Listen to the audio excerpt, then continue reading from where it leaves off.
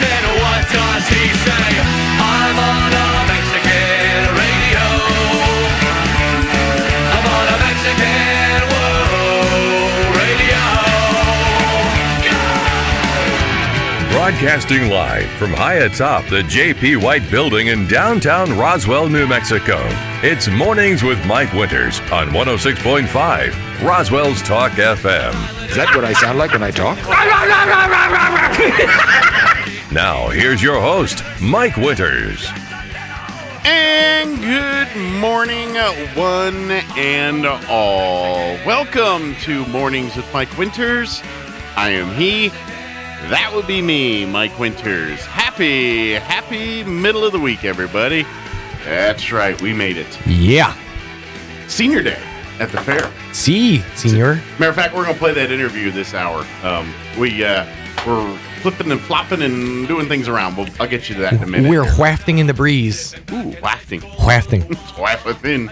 I was excited about Senior Day. I called like 16 of my seniors, and I was like, hey, Senior, they're having Senior Day at the fair. It's going to be fun. Season 11 of American Idol. That was actually the last season I watched of American Idol. And he's a contemporary Christian artist. Okay. Really made it big in the Christian sphere. Okay. And he'll be taking the stage 7 p.m. tonight. So does he play like a Christian pop or Christian? It's real like pop style. Okay. Christian. If you almost think of like and this isn't going to mean anything to your listeners, like a Charlie Puth. Absolutely nothing. Told you. Just crickets. Just because like a Charlie Puth. Okay. If you wheel. Mm-hmm. Puth on. I guess for. I don't want to draw a comparison to Bieber, but in that same vein, not the same like maturity level. Yeah, he's a Christian artist, which tells you right. But he's really good. He's really good. I got to tell you, I followed him for a number of years, and the guy's got an amazing voice. Oh, good, cool. Well, it come see him tonight. That's right. Free with your admission into the fair. Mm-hmm. So and then of course seniors. Today, your fee is free. There is no admission for seniors 55 and older. That's right. Into the fair today. But, we're going to play our interview. We had Sherry Smith and, Sherry Jones and Barbara Gomez join us talking about Senior Day out at the fair, which will be today. They joined us yesterday, talked about all the things on tap for today's Senior Day. So we're going to play that this hour. And then we're going to, our 7 o'clock is going to be in at 9 o'clock today. So we'll have the ladies from the Roswell Refuge. It's Terminator timelines over here. Right. We're going to do a rope-a-dope on the left, and then we're going to do a slant in on the right. Our 8 o'clock is going to be at 9 p.m. on a Thursday. What? Tex Colorado from Cincinnati. But you're on the line. But so we'll have the folks from the Refuge join us in the 8 o'clock hour. We'll play the interview with Sherry and Barbara this hour. And then in the 9 o'clock hour, we'll have Andrea from the Roswell Chamber join us. And we'll get an update on all the events and things that are coming up through the Chamber of Commerce. Some chamber chat. Yeah. Nice. So that kind of rounds out the rundown for today's show. I had to break some bad news to my wife this morning. Uh-oh. I woke up and turned on my internets and saw that the Dallas Cowboys released a surprise player today. Oh, I thought you said this was bad news. Well, for my wife it is. Sure. Go ahead. The Dallas Cowboys released linebacker Jalen Smith. Nuh-uh. According to my wife, Mr. Abs for Days. Mr. And that's a quote. She actually has it on a T-shirt. Mr. Abs for Days, yes. That was the gentleman who came to Carlsbad Ford about a year or two ago. And my wife and a couple other people, ladies, were very excited to get their picture with Jalen Smith. Oh, I bet. I think my wife pretty much played Camptown races on his abs with the picture, just Well, I'm just the washboard. I don't think I've seen her picture, but just the size disparity alone.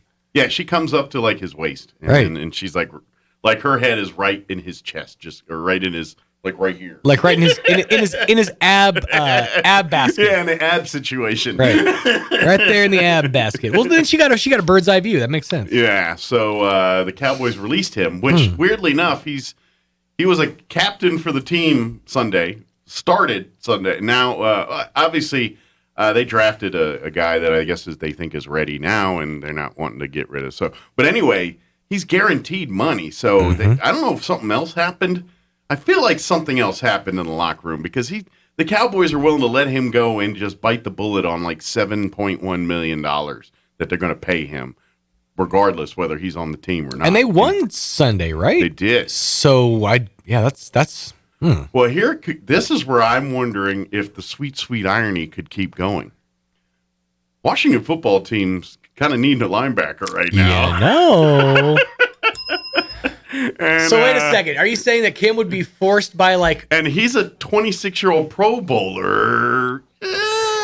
That's I'm just saying. Your wife would be forced by proxy to abs to be a fan of your football team. An NFL team is not going to find a better linebacker on the market right now. I'm just saying. Not wrong. Then again, we also know that your team's not exactly the best decision makers. No. I would thought that changed, but clearly not. Matter of fact, our trainer just got arrested by the FBI on, I think, some kind of drug charge.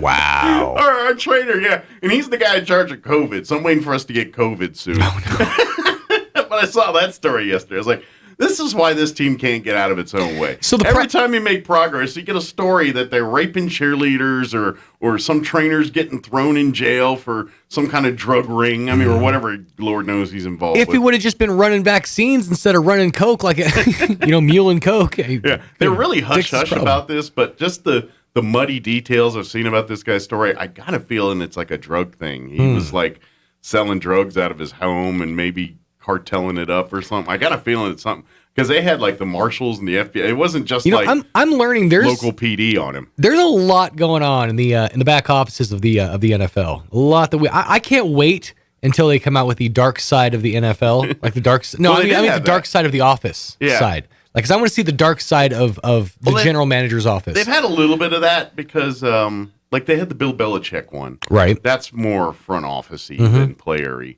But they only did like 5 episodes. I don't know if they just ordered an initial 5 or whatever, 6, and then I'm hoping it was a hit. There was a coach. I think it was like a special teams coach or somebody for. I want to say it was like the 49ers who got popped for like. He said some really inappropriate. He like made a phone call and said some really inappropriate things to a woman, and then was like caught like snorting a substance in the locker room. That doesn't sound too far off. I don't know if I'm wondering, like, because the dark side of the wrestling's gotten big. Yeah. I hope football did as well. I got a feling that dark side of the 90s didn't do so well. Because it you know what, after watching it and being really done with it felt like what do you call it? One of those, like, that is, hey, wow, look at the 90s. It wasn't dark enough. Like the VH1 marathons of the 90s and 80s, things they used to show all the time. Chris Forrester, Dolphins offensive line coach. This was back in 2017. There's a video that came out of him just straight up snorting a substance off of a desk with like a 20. It's pretty incriminating.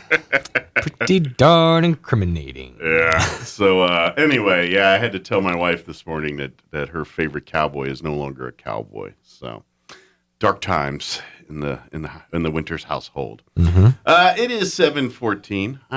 Let's go ahead and get you up to date on the weather. I'm meteorologist Steve Hamilton with your Pecos Valley weather. Pretty comfortable temperatures today, but we will be going on a warming trend starting tomorrow. It looks like we'll stay fair, mostly sunny today. We have dry air over eastern New Mexico, so no rain coming up. Highs in the mid-80s, mid-50s and clear for the overnight hours, then up to about 90 and sunshine for Thursday. It looks like we're in the low 90s on Friday, mid-90s for the weekend.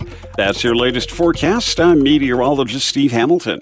Thank you, Steve. Currently 56 degrees here in Roswell. Humidity is at 70%, with winds currently out of the northwest at 3 miles per hour. Mostly sunny today, mid-80s once again for a high today, with north winds at around 5 to 10 miles per hour. Tonight, mostly clear with an overnight low of 56. Winds will be out of the south, 5 to 10 miles per hour. Warming up a little bit for you Thursday. Sunny, high of 91 tomorrow, Winds will be out of the west 5 to 10 in the morning, shifting to the south and picking up 10 to 15 miles per hour for tomorrow afternoon. Thursday night, partly cloudy, overnight low of 57, southwest winds 5 to 10 miles per hour. Friday, mostly sunny, highs right around 92. Winds out of the south 5 to 10 in the morning, 10 to 15 for the afternoon. Then looking at your weekend, sunny and 94 for Saturday, mostly sunny and 83 on Sunday. So they're still not talking about the winds yet, but yeah, there is a 10-degree drop in temps from Saturday to Sunday. I imagine there's going to be some wind there. Just, I'm just guessing. And then looks like Monday, which is Columbus Day, 83 for a high, and then 85 and breezy on Tuesday. So there you go. All right, it is 7:16. Let's go ahead and take a quick 3.5-minute commercial break. And then on the other side of the break, we're going to play the interview we had yesterday with Barbara Gomez and Cherie Jones talking about Senior Day, which is today out at the Eastern New Mexico State Fair. That's coming up on the other side. Don't go away. Coming to the Liberty, Saturday and Sunday, October 9th and 10th. Don't miss an evening with Chris Kattan. I was on Tinder not too long ago, and I was like looking for a date and stuff. So I put down, I was like, I gotta put my name down and throw a photo of me, of myself, and I put down Chris Kattan, and somebody wrote back, how do I know that this is me, Chris Kattan? I was like, why would I pretend I'm Chris Kattan? You've seen him on SNL and from hit movies like Night at the Roxbury and Corky Romano. Now see him live at the Liberty with 2 nights worth of shows. Saturday and Sunday, October 9th and 10th at the Liberty in Roswell. Tickets are now available. Get yours before they're gone. Dude, put down your Matt Damon. No, put Chris Kattan. That'll get it right. For information on how to become a member, visit thelibertyinc.com. Get your tickets now for an evening with Chris Kattan, Saturday and Sunday, October 9th and 10th at the Liberty in Roswell. God bless. Thank you so much for coming. For over 55 years, Sierra Blanca Motors has been serving the families of Southeast New Mexico with quality new and pre-owned vehicles. When you are ready to find your new Chrysler, Jeep, Ram, Dodge, Buick, Chevy, or high-quality pre-owned vehicle, visit our Roswell location at 720 South Main Street or visit our location on Highway 70 in Ruidoso. And don't forget you can see our entire lineup of vehicles at SierraBlancaMotors.com. Sierra Blanca Motors is a proud supporter of the Eastern New Mexico State Fair. Roswell Skin Center, a brand new state-of-the-art facility located in the 400 Penn Plaza building here in Roswell, is now accepting new patients. Dr. Brandon Cometti and his team offer a full range of skin care services, including general dermatology, surgical and cosmetic procedures, including cutting-edge laser rejuvenation, Botox, filler, laser hair removal, chemical peels, and other non-invasive options to improve skin health and turn back the hands of time. Call and schedule your appointment at Roswell Skin Center today, 208-2509. That's 208-2509. The Artesia Arts Council presents the return of Art in the Park. Friday and Saturday, October 15th and 16th at JC Park in Artesia. Friday night from 4 to 9, come out for lots of free arts and crafts, plenty of awesome food trucks, and a night chock full of all sorts of live performances. The festival continues Saturday from 9 to 4, including the Artesia High School Band Cakewalk. There's something for everyone, and best of all, admission is absolutely free. Art in the Park, Friday and Saturday, October 15th and 16th at JC Park, 1710 North 26th Street. Ad paid for by Artesia Lodgers Tax. This broadcast of the Eastern New Mexico State Fair is brought to you by Runyon Cattle Meats. Stock up your freezer with New Mexico beef today. Call Lisa Runyon at 575-760-5655. That's 575-760-5655. New Mexico Cattle Growers Association is the voice of New Mexico's beef industry since 1914, representing producers from the Roundhouse in Santa Fe to the halls of Congress, wherever the arena, regulatory, statutory, or the courts. New Mexico Cattle Growers Association is here to serve the livestock industry faithfully, supporting our youth, the leaders of tomorrow, through scholarships, internships, and heritage contests. Find them on Facebook, Instagram, or online at nmagriculture.org. Here's a Mornings with Mike Winters fun fact. Turtles can breathe through their butts. We imagine you know some people who do that too, because that's where their heads reside. Here's Mike Winters. And good morning. It is 20 minutes after 9 o'clock, and joining us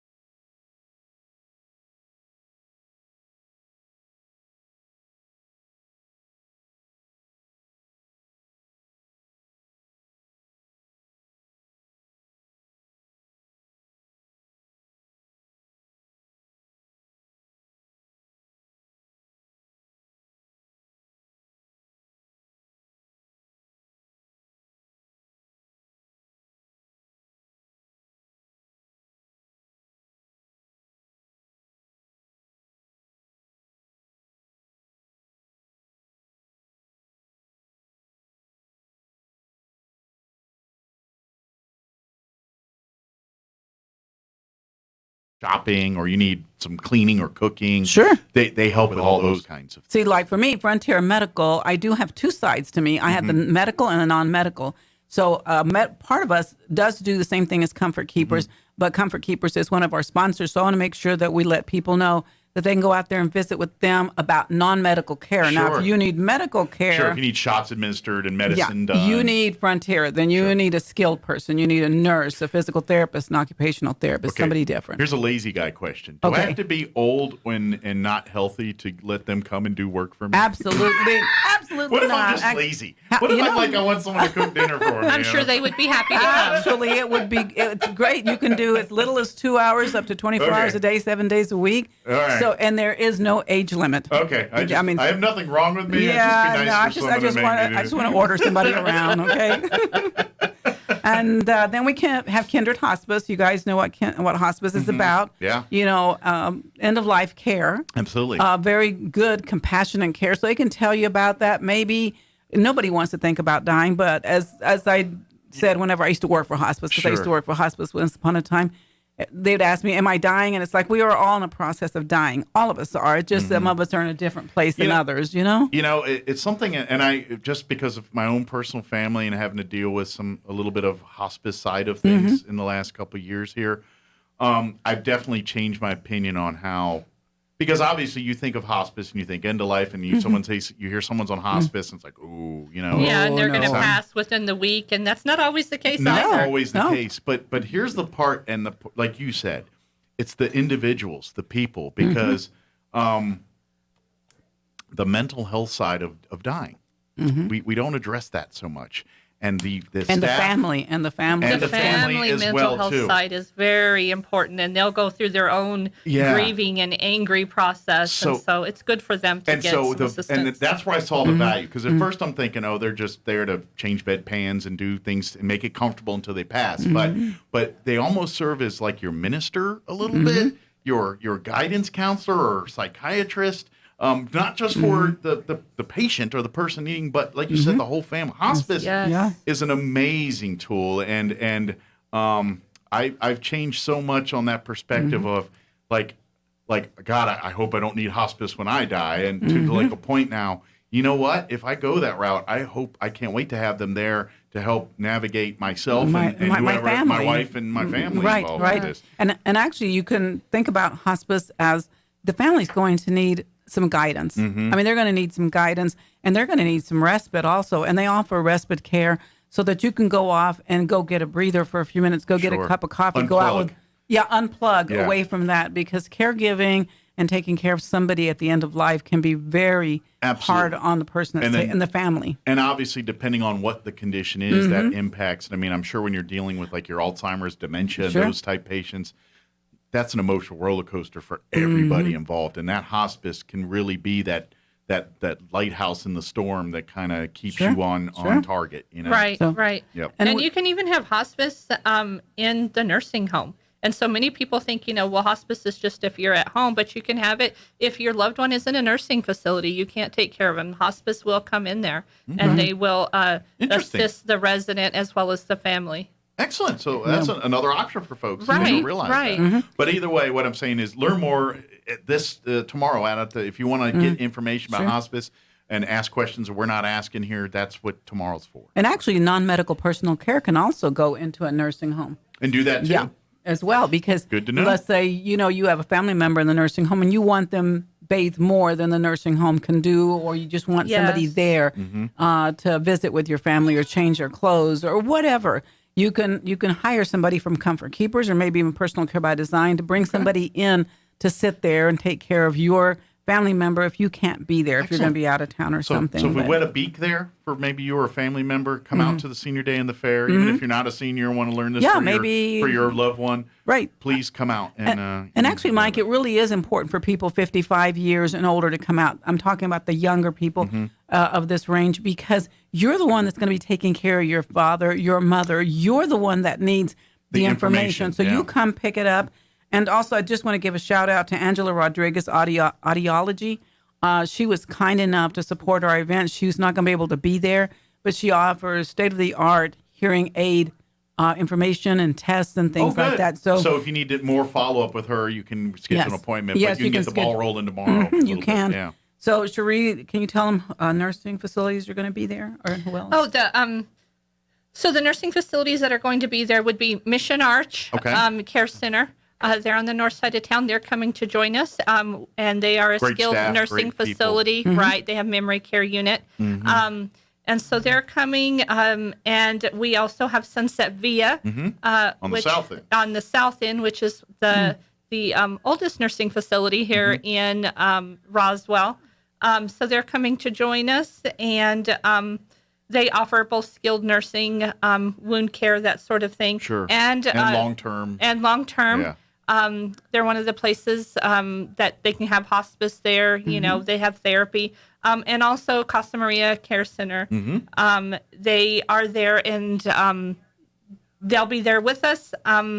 And they offer skilled nursing. Of course, they have their rehabilitation suites there. Excellent. And so we would love for everybody to come out. And if you just want information on the facilities, see what's out there, or can I afford it? You know, my loved one might be getting older. Are they going to take away my house and my dog and my car if I go to the nursing home and I need Medicaid? And the answer is no, but if you have those questions, you can reach out to Mission Arch, Casa Maria, or Sunset Via, and their people would be able to help you answer whatever questions that you and probably have. set up a meeting if you need more Correct, individualized information on your situation and scenario Right, there. Yeah. right. And we have a little bit of some more people that will be there. It's not going to be all medical, you guys. So if you're saying, oh my goodness, it's going to be all medical, I really don't want to go. We're actually going to have Goodwill there. Did you know that Goodwill pays for people to come work in your business? They'll pay for a few hours here and there. There's a nonprofit that I'm associated with that we utilize those services to help. Yeah, cleaning and I mean, things we that just are- heard it just recently whenever I went to the job fair. Yeah. And so Goodwill's going to be there. So they do talk about what all that Goodwill Industries does, not only for jobs, but also they provide veteran services. So if you're a veteran that needs some help. They're kind of a jack of all trades. They are. They really, really are. Helpful place. Yeah. So they're going to be there.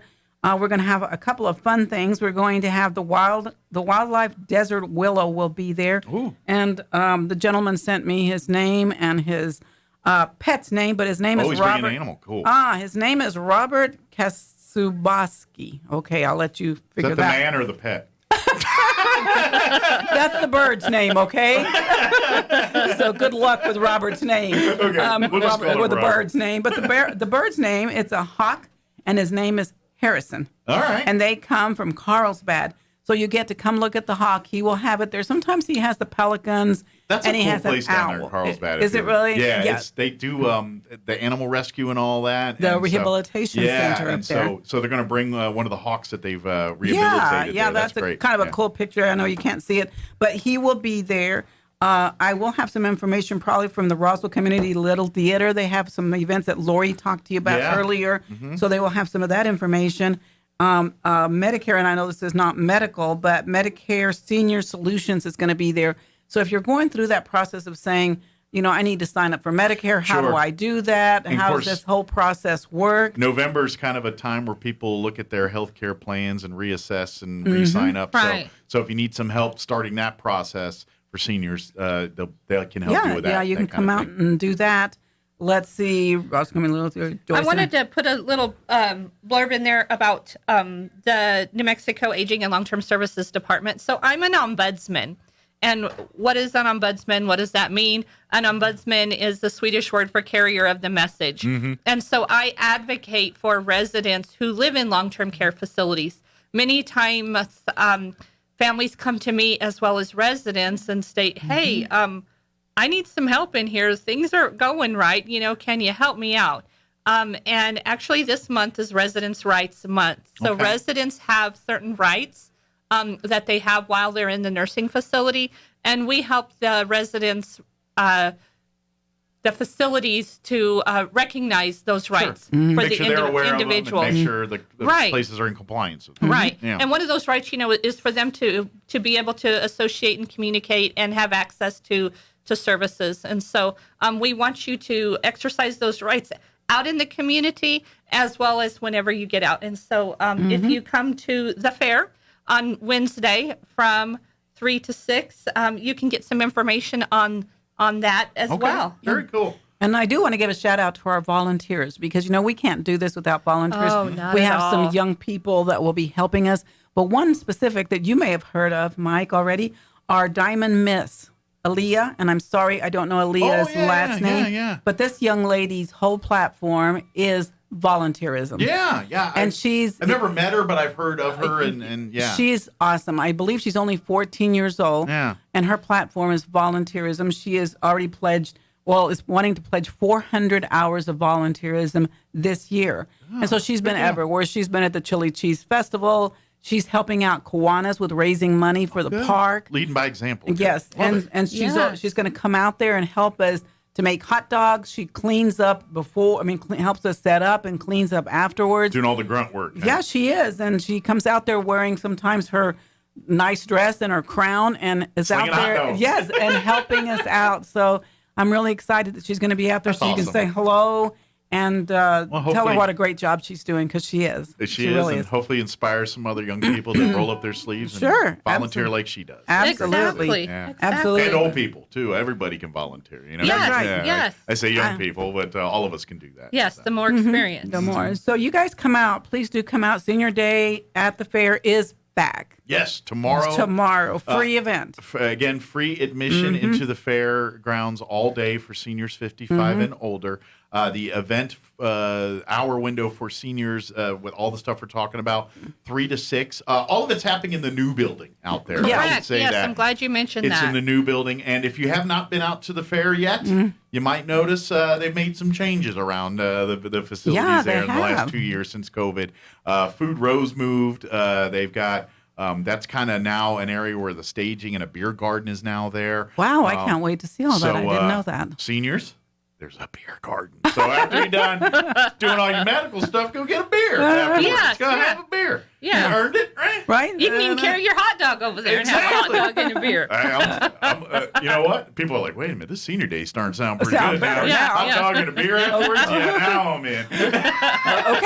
Okay, Mike, I'm directionally challenged. So where is the new building? It's kind of just if you know where the commercial building is, it's just north of that. You can't miss it. It's right I'm really there. bad with directions. Yeah, Ask anybody that I know. So Well, if you or that knows me. you can't miss it. If you go to the commercial building, you'll see it. Just follow the groups. It's where the office is at. It's all the office. I mean, right I know there. where it's at. It's just hard for me to tell people Yeah. exactly where it's at. Yeah, I think officially it's like north of the commercial building is if Right. you're giving navigation to Right. it. Right. But it's if you go out there and you're like, that looks new, that's the new building. That's the new building. Yeah, That's what I asked I her. think if you entered the fairgrounds and you just walked The main forward, place. Yeah. if you entered the fairgrounds in the main place and you just continued to walk forward, you would probably run into the building. Yes, yes, exactly. That what they did was some of the where it used to be vendor parking, they've kind of expanded that out. That's where the food row, the old food row, they tore that down. Those old the little stalls or whatever. stalls. Yeah. Tore that down, and that's now where the beer garden, and they've expanded out the fence there because behind that was the vendor parking, and so they turned that area into the beer garden, all that, and then they moved the food row a little farther. I guess you'd be more north there. It's a little shifted over, so it's no problem. Once you get there, it'll all make sense. Yeah. It's kind of hard to explain it till you just see it. Then you see it, and like, oh, okay. Well, now it hey, makes that's an adventure. The new fairgrounds. Go Yeah. out and look out there, and And I imagine you haven't gotten out in a while, so it'd be fun. And I got a feeling this is something like a part in a long-term process. So I think each year Yeah. for the next couple of years we come out to the fair, we're going to start seeing more and more things change as they're updating and I mean, you like to see things in the old place where they were, but it's kind of exciting to know that Sure. we've got new Well, things to it's look like at. the office and all that, Yeah. I mean, long tradition, but sometimes it's time to put things to bed. It's just it had a good run. It's time to retire it. And, Right. And sometimes some of the buildings and things out there, it's They were a little tired. well, they're good stewards of the money. You know what I Yes. mean? And that's what and that's how you do it. You make things last till they can't last no more. And Right. that's country thinking. That's how everyone used to think till modern times here. But that's what they're doing out there. So Right. come and enjoy it, be a part of it. Yeah, so. And if you have any questions, you can call Cherie, and your number is, Cherie? My number is 575-520-5600. 5327. Yeah. Or you can contact Barbara, and her number is 626-8033. Very good. And of course, you can always shoot messages to the Eastern New Mexico State Fair Facebook page. I'm sure if you see Barbara, Frontier Medical, do you guys have Facebook? Yes, we do. You get if you shoot a question to there, Barbara will get that information. Or you can just call us at Frontier Medical, 627-1112. But yeah, if you have questions, come, give us a call or just come out and see us and come be a part. Come Senior Day tomorrow. It's back. It's on. It's happening. Back. Come out. Get your don't. And if you've got a spouse or something that you're kind of don't want to get in trouble with, don't tell them the beer garden's there. Just tell them you slipped away and be like, honey, I got to go to the bathroom, and then slip on over to the beer garden. Or you could leave them in the beer garden, and you can go visit with your friends, your lady friends that you hadn't seen in a while. There you go. In the commercial building. Yeah, There you go. yeah, we would love to definitely see you there. And don't forget the education building. That's my favorite fun building to go in because the model trains, you can spend hours staring at that. Yeah. The pumpkin grower guys, that's cutthroat big time competition where they have these big gelatinous pumpkins every year. That's all in that building. And everybody's got all their ribbons out already, right? For everybody, that's one I prize. think they did most of the judging for some of that. All the judging's already done. Yeah. So quilts and what have you. So go see all that stuff too while you're there. Well, thank you, ladies. I'm sure you thank you, Mike. Thank you for having us. Bunch of things to get done here between now and tomorrow. So yeah, we keep thinking of something else. Hey, what about this? Oh no, we didn't think about that one. Yes. And so you'll be doing that up until about 2:50 tomorrow. That's correct. That's right. Yes, that's right. yes. Hey, Shree, do you remember the hot dogs? Yeah. And probably after 6. Oh, we forgot to do that. Yeah. Oh, 6:05. You know what we forgot? There it is. Yep, you said you watched that stuff. But thank you, Mike. Appreciate it. 54. Now for a Pecos Valley News update, I'm Jared Cirillo. This week is National Fire Prevention Week, a good opportunity to remind Roswell residents of some fire safety tips, especially as the area will eventually head into the consistently colder temperatures of fall and winter, times of the year when more heaters and other appliances will be used inside homes. RFD has lots of fire safety tips on their website. You can review at roswell-nm.gov. Citizens are also encouraged to call the Roswell Fire Marshal's office with any questions about fire prevention. New Mexico's Democrat governor is seeking legislation to help jumpstart hydrogen production from natural gas in her state, a process that generates harmful greenhouse gases but could one day be harnessed to provide environmental benefits. Governor Michelle Lujan Grisham outlined the effort briefly at a convention of oil executives this week in a speech that acknowledged the state's reliance on industry tax revenue, but also pledged to enforce pro-environment regulations. You're up to date. I'm Jared Cirillo. Yesterday, October 5th, marked 10 years since Steve Jobs died. For those who watch Apple closely, including me, the question looms bigger than ever. Has Apple become boring? I'm Kim Commando, brought to you by LinkedIn Jobs. Post a job for free and find qualified candidates quickly at linkedin.com/Kim. Apple's slow rise to fame was because of innovation. Its computers, devices, and operating systems always stood apart from that clunky Microsoft Windows. With the iPod, Apple started a revolution. Then came the iPhone, groundbreaking. Now Apple's iPhone seems to borrow ideas from Android and Samsung. The new cinematic mode in the iPhone 13 Pro Max, Samsung had it first. The new iOS has live text and Spotlight Search. Google Lens released that years ago. Don't get me wrong, Apple is very profitable. But just look at the new iPhone. Nothing exciting. No reason to line up in front of stores anymore. Could it be that during the past decade, with Jobs gone, Apple lost its mojo? Get tech smarts at commando.com. As we age, fatigue and failing endurance can't be fixed with more and more caffeine. Introducing a new way to start your day. Super Beets Heart Chews, a tasty treat that gives you the energy you need, and it's good for you. No more afternoon coffees, energy drinks, and candy for a quick pick-me-up. Just add 2 delicious plant-based Super Beets Heart Chews to your morning routine and promote heart-healthy energy for your day without a caffeine crash. Super Beets Heart Chews' unique, clinically researched grapeseed extract promotes heart-healthy energy and normal blood pressure as part of a healthy lifestyle. The grapeseed extract used in Super Beets Heart Chews has been clinically shown to be 2 times as effective at supporting normal blood pressure as a healthy lifestyle alone. Join over 1 million customers and get free shipping, free returns, and a 90-day money-back guarantee. And right now, you can get a free 30-day supply with your first purchase at kimsbeats.com. kimsbeats.com. Welcome to DSI. New Mexico's business technology leader. We help you digitally transform your business to do more, faster, and more secure. Selecting DSI gives you access to the world's best technologies, award-winning local technicians, and our commitment to the New Mexico communities we serve. One local source for all your technology products, services, and the personalized support you can only get from DSI. It's time for the Chavez County Sports Report. Keeping pace. The Roswell Coyotes boys soccer team played at Clovis yesterday, hoping to stay with district leader Hobbs, and it was Roswell winning the game by a score of 2-0. Both goals came in the second half. The Coyotes now 10-5-1 on the season. Hobbs, by the way, 1-2 to go to 11-4. But more importantly, Roswell still unbeaten in district play, 3-0. Goddard, meanwhile, boys soccer lost at Lovington 6-0. In girls soccer, it was Goddard winning its fifth game of the season. This was a blowout at at home against Portales. Ambrosia Teasiatu had 2 goals, and Goddard wins 5-1. Goddard's now 5-11 on the season. Roswell, meanwhile, at home against Clovis, loses in girls soccer 3-2.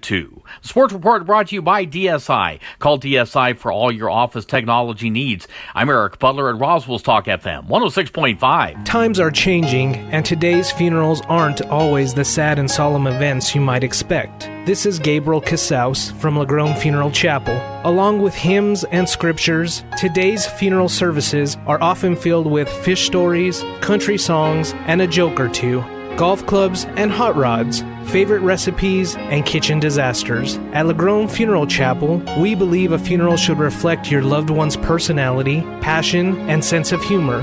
When you lose a loved one, we're here, because at Lagrone Funeral Chapel and Crematory, we make it personal. 900 South Main, Roswell.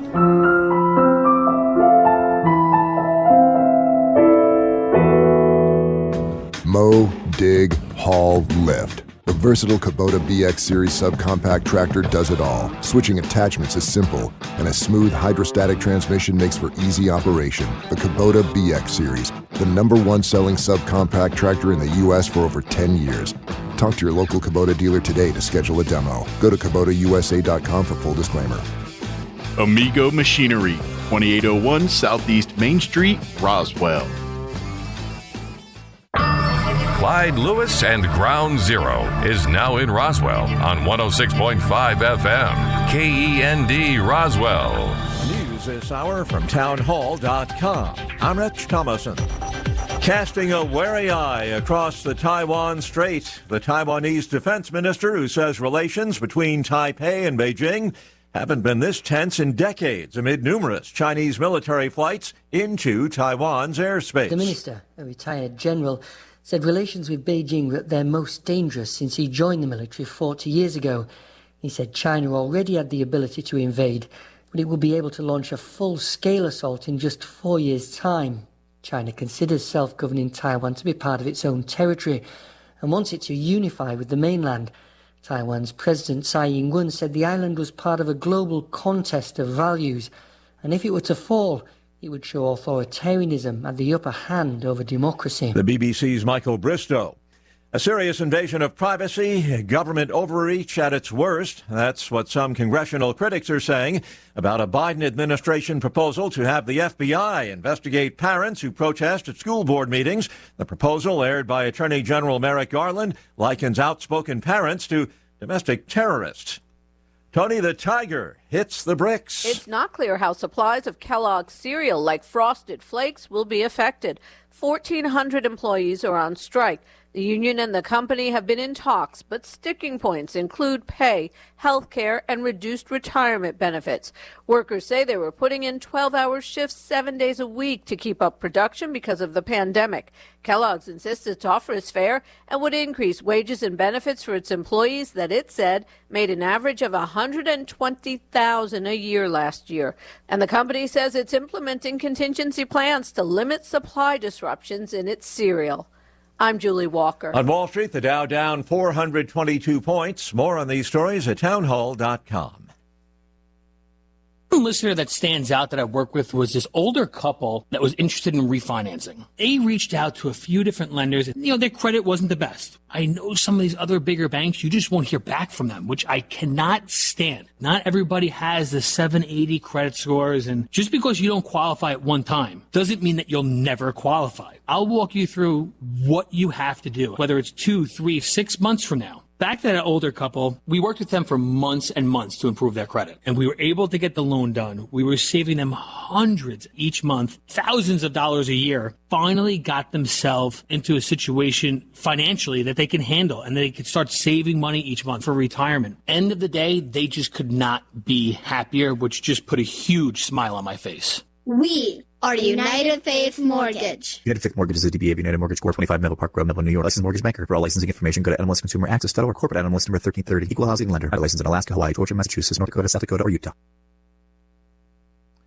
Investigators looking into alleged corruption in Austria's government have raided the headquarters of the country's governing political party. Chancellor Sebastian Kurz's Austrian People's Party complains of a media-driven campaign based on unfounded allegations. 3 of Mr. Kurz's top aides were targeted in today's raids. Mr. Kurz himself has been under an investigation since May over allegations that he misled a parliamentary inquiry. He's denied handing a party loyalist a top job in charge of Austria's investment portfolio, including global casino interests. The far-right Freedom Party says there's a mafia network in the People's Party. It wants Mr. Kurz's resignation, perhaps payback for the Ibizagate corruption scandal 2 years ago that brought down its own coalition with Mr. Kurz.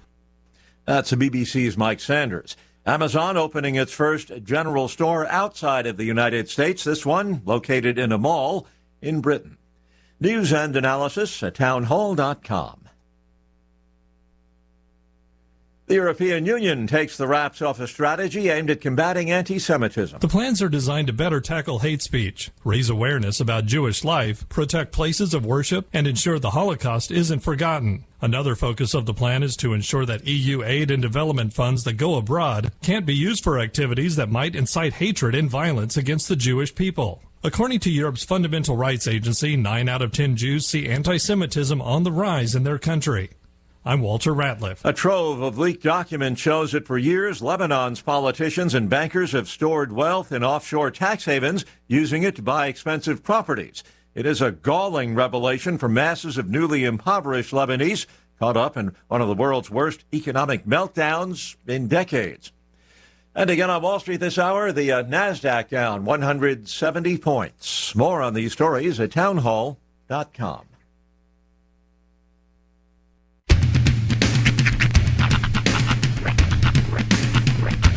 What in the wide, wide world of sports is going on here? I promise you, whatever scum did this, not one man in this force will rest for 1 minute until he's behind bars. Now let's grab a bite to eat. Yeah, come on. I feel the hot wind on my shoulder and the touch of a world that is older. I hit the switch and check the number. I leave it on and then I slumber. I hear the rhythm ringing through it. Flamenco guitar and cumbia music. I hear the talking of the DJ. The travelation, what does he say? I'm on a Mexican radio. I'm on a Mexican radio.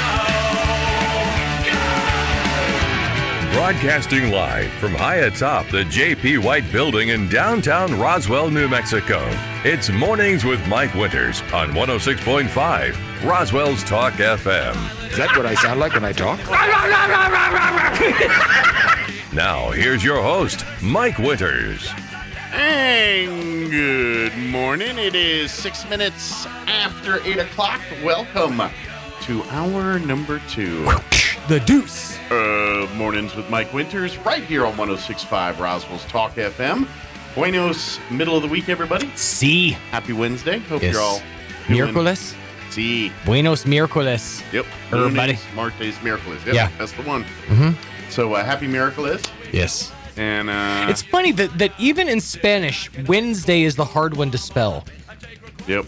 It's like all the other ones are kind of phonetic, but miércoles is just kind of weird, just like Wednesday is. Yeah. It's just kind of funny how that works out. Although I think I'd botch jueves beer in it. I Yeah. probably botch them all. Well, the problem is everything is so close. Jueves and huevos. I mean, and then literally like the word for butt and like as in the conjunction butt. And dog are just a trill away. It's perro or perro. So it's a very confusing. And I understand they say English is the hard one. I get it. Well, and that's what because I'm the same way. I remember learning. I remember in Spanish class in high school. Debatable with how much I learned, right. but I remember thinking that these words, like you say baño and there was baño, it could mean bathroom or 3 different things. It all has to do with that little thingy over the letter. Yeah, the tilde. But you're right. English is I was talking for one of our because we have 4 radio stations as part of our group. One of them is a Spanish station, and a lady named Vidi.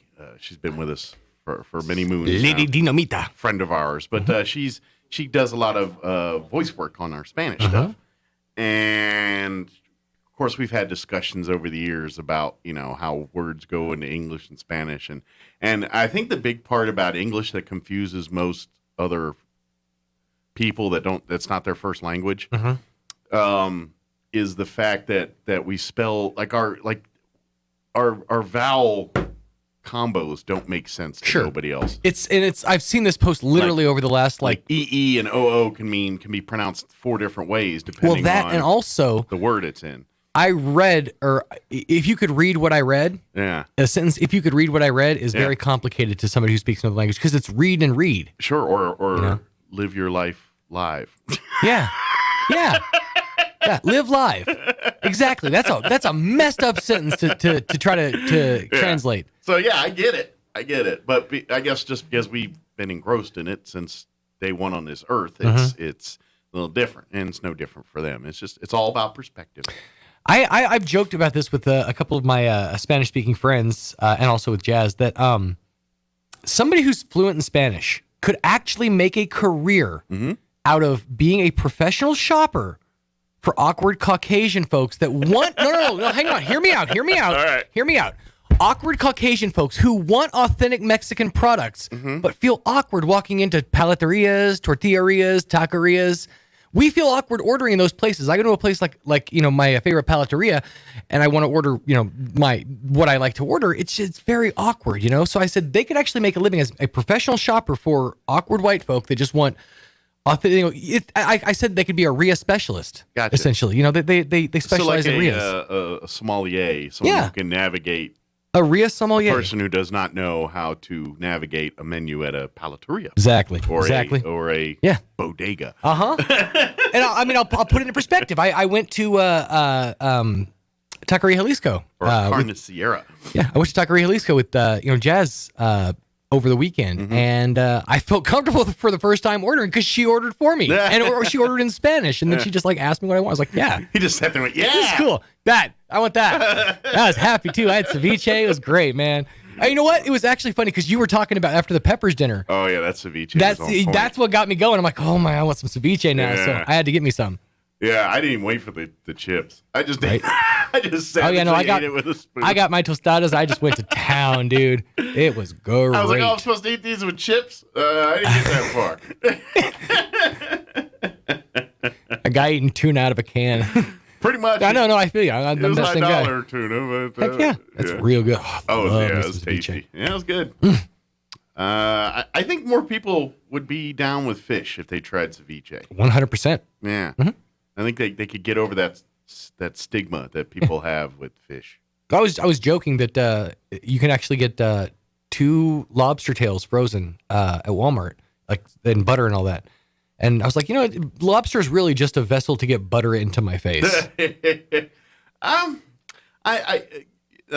grew up in Maryland, so I've always been a little leery about getting seafood in landlocked states. I ain't gonna lie. Fair enough. I'm a little But you have to understand, this is 2021. Shipping methods are different. The fish that you enjoy today spent the night in Chesapeake Bay. Yes and no.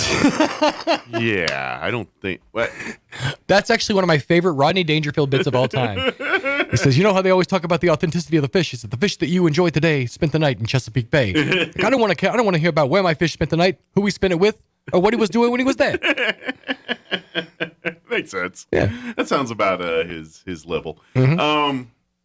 Yeah, I mean, that's, yes, truly, but it could have been a year ago. It could have been, and to be honest, the lobster tails that are sitting at a grocery store in New Mexico. Hey, shut up and let me enjoy my night, okay? Have you heard the fancy like song, all right? Sometimes you got to get fancy like Walmart seafood, frozen seafood on a Thursday night, all right? Yeah, I hear you. It's just yeah, we fancy, dude. I literally this is the level of awesome that I found for a meal.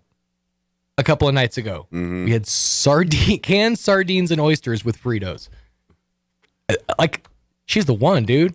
Wow. I mean, for real though. Like, I haven't had sardines in 30-some years. It was awesome. Dude, all the hot sauce. It was great. Was it the mustard kind? No, it was the ones in the chile. Okay. Like the authentic ones, the Solmex ones in the can. Yeah. Yeah. Now, see, I didn't know that must be more modern because back when I had it, it was either in that water. Or well, you can put get that your mustardy stuff you can get your in it. pullback can, and there's those, but I'm talking about them big can, the fancy ones. No, I don't know what fancy and sardine means. I mean, if you're gonna eat garbage food, you might as well do it on the fancy side. I was more of the Carl from Sling Blade level of sardines. Oh no, there was mustard. There was mustard on hand. Don't worry. Don't you worry your pretty little head on that one. Well, let me compare this. All right. If you were in, say, Virginia, and you saw a New Mexican restaurant with green chili stuff, dude, you ain't got to make that suspect of the green chili quality, wouldn't you? I'm fixing to venture to Oklahoma, so you ain't got to make that comparison because I know. I'm going to go to Abuelitas at some point and try to order Mexican food at an Oklahoma Mexican restaurant. It's the same thing for me on seafood in But again, New Mexico. I portend that we are in 2021 and the barriers of statewide like delicacies have sort of been broken down. Now that we can ship Graves green chili to anywhere in the country. Sure. You can have that true Graves Farm experience. But they're anywhere. also playing on the knowledge that we're all rubes. Like, oh, people in Mexico don't know what a real lobster tail looks like. We're gonna send them these. Fair enough. You're actually crawdads. That's all I'm saying. But we also have the internet. We could be like, what are lobster? So. Well, I'm just saying the lobster. Like, all I can tell you is when you go back east and you go New England and you see lobster tails and lobsters, and then you see what's sitting here, it's not the same. Well, it's frozen and shipped here, so it's been frozen. That's and it's the thing. also the size is like those lobster tails here. Those are like little tiny. The ones there are like meal size. I'm not sitting here trying to compare size, sir. I'm no size queen. Sometimes it's about. You should be when it comes to eating your food because you're going to eat about 10 of those expensive little tiny ones versus one of the other. Sometimes it's about the satisfaction you get within a couple of bites. Well, you're doing it wrong. It's gluttony. Gluttony is the way. Well, I guess agree to disagree. He does agree with me. I like to enjoy my delicacies in smaller bites. He's a gluttonous rube like me. He just wants to be sophisticated. I want to be. I just can't afford it. I got champagne taste on a beer budget, homie. I understand that.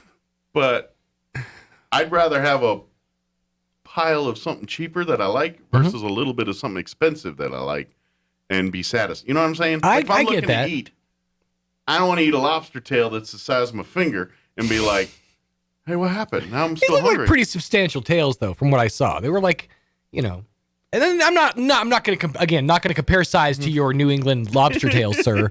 I'm just saying. I'm sure it takes two hands to handle your tails. It's like I've been in the land where the green chili's legit. Anywhere else is not the same. It's the same with seafood. You're just not in the Mecca. Sorry, it's just how it works. It really sucks being from Oklahoma because I ain't got nothing to compare. It's like biscuits and gravy. It's like, doggone it. It's just what it is, I mean, it's. I'll tell you this: nobody whips up a good bowl of grits like I had in Oklahoma. Well, now you're going to get fighting words because there's probably people in Georgia and Texas. Oh, sure. They're going to. But I'm telling you, a good old Southern bowl of grits, you don't get this part of New Mexico. Yeah. It's hard to find. I mean, now you're going to get in my world, you're going to get East Coast versus West Coast. Like San Diego and those people poo-poo on East Coast seafood. Sure. Our crabs are bigger. Yeah, we're tastier. Whatever. It's kind of like Colorado, New Mexico. Same kind of deal. So anyway, let me give you the rundown for this hour of the show. We're going to get you up to date with the weather here in just a few minutes. Then we're going to eat some lobster. No.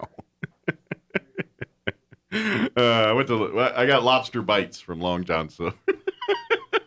No, we're going to do the weather. Then here about 8:15 or so, we're going to have the folks from the Roswell Refuge join us, get an update from them.